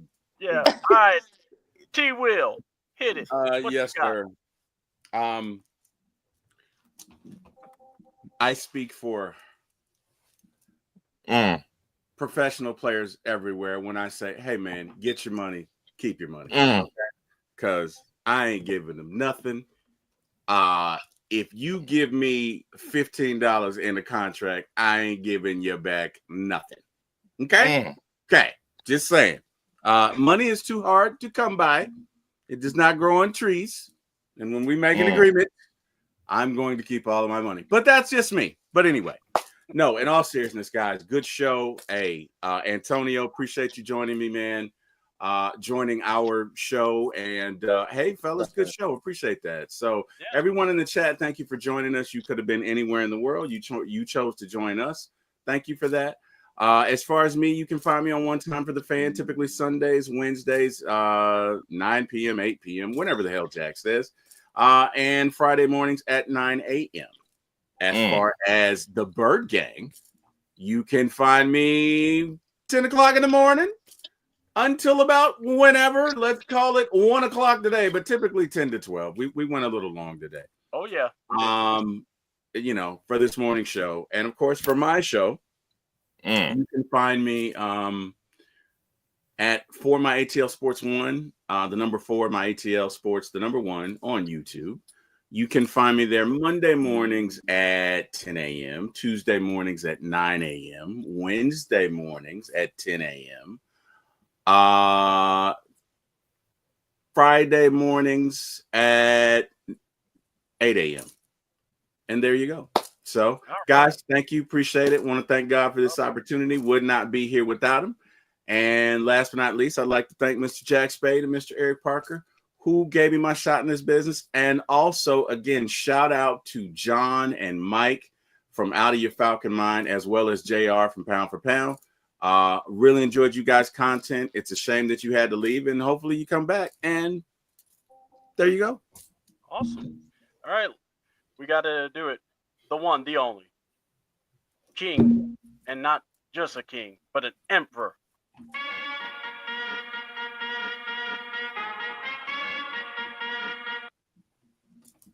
Petty. LaDaruis. I appreciate you, Antonio. I saw it, and I appreciate you.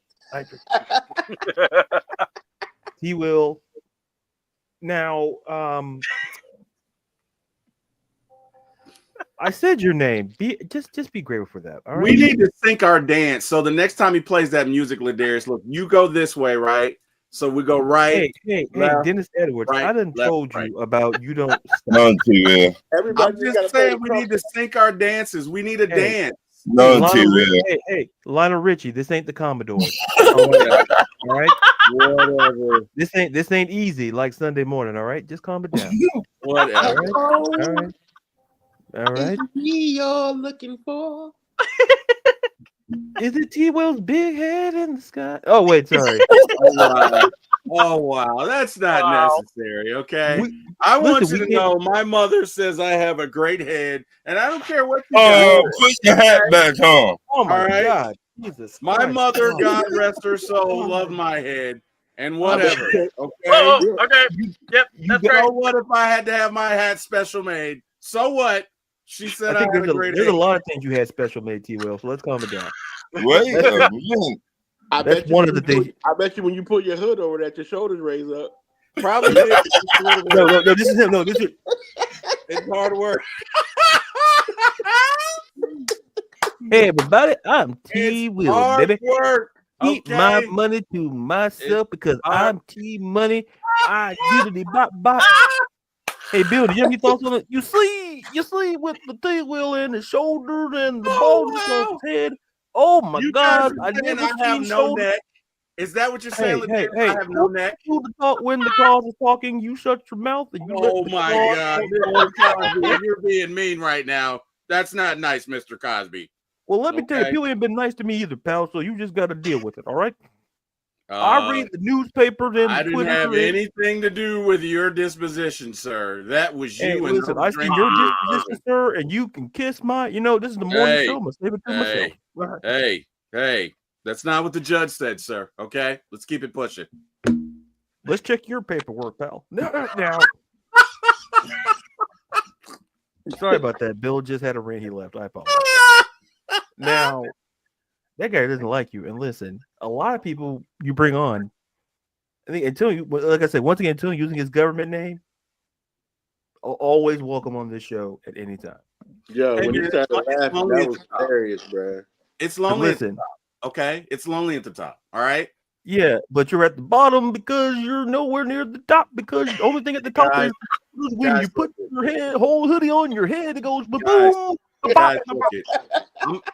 I'm sorry to have to tell you this now, but I have a solo album coming out next week. Okay, it's called TWill. It's lonely at the top. Okay, and yeah, you know, I said to let you what guys you know. Flash and the Four Horsemen. Yeah, that sounds about right. No one's buying your stuff. You sound, Sir. Jermaine Jackson. You see, you stick to the group, you make money.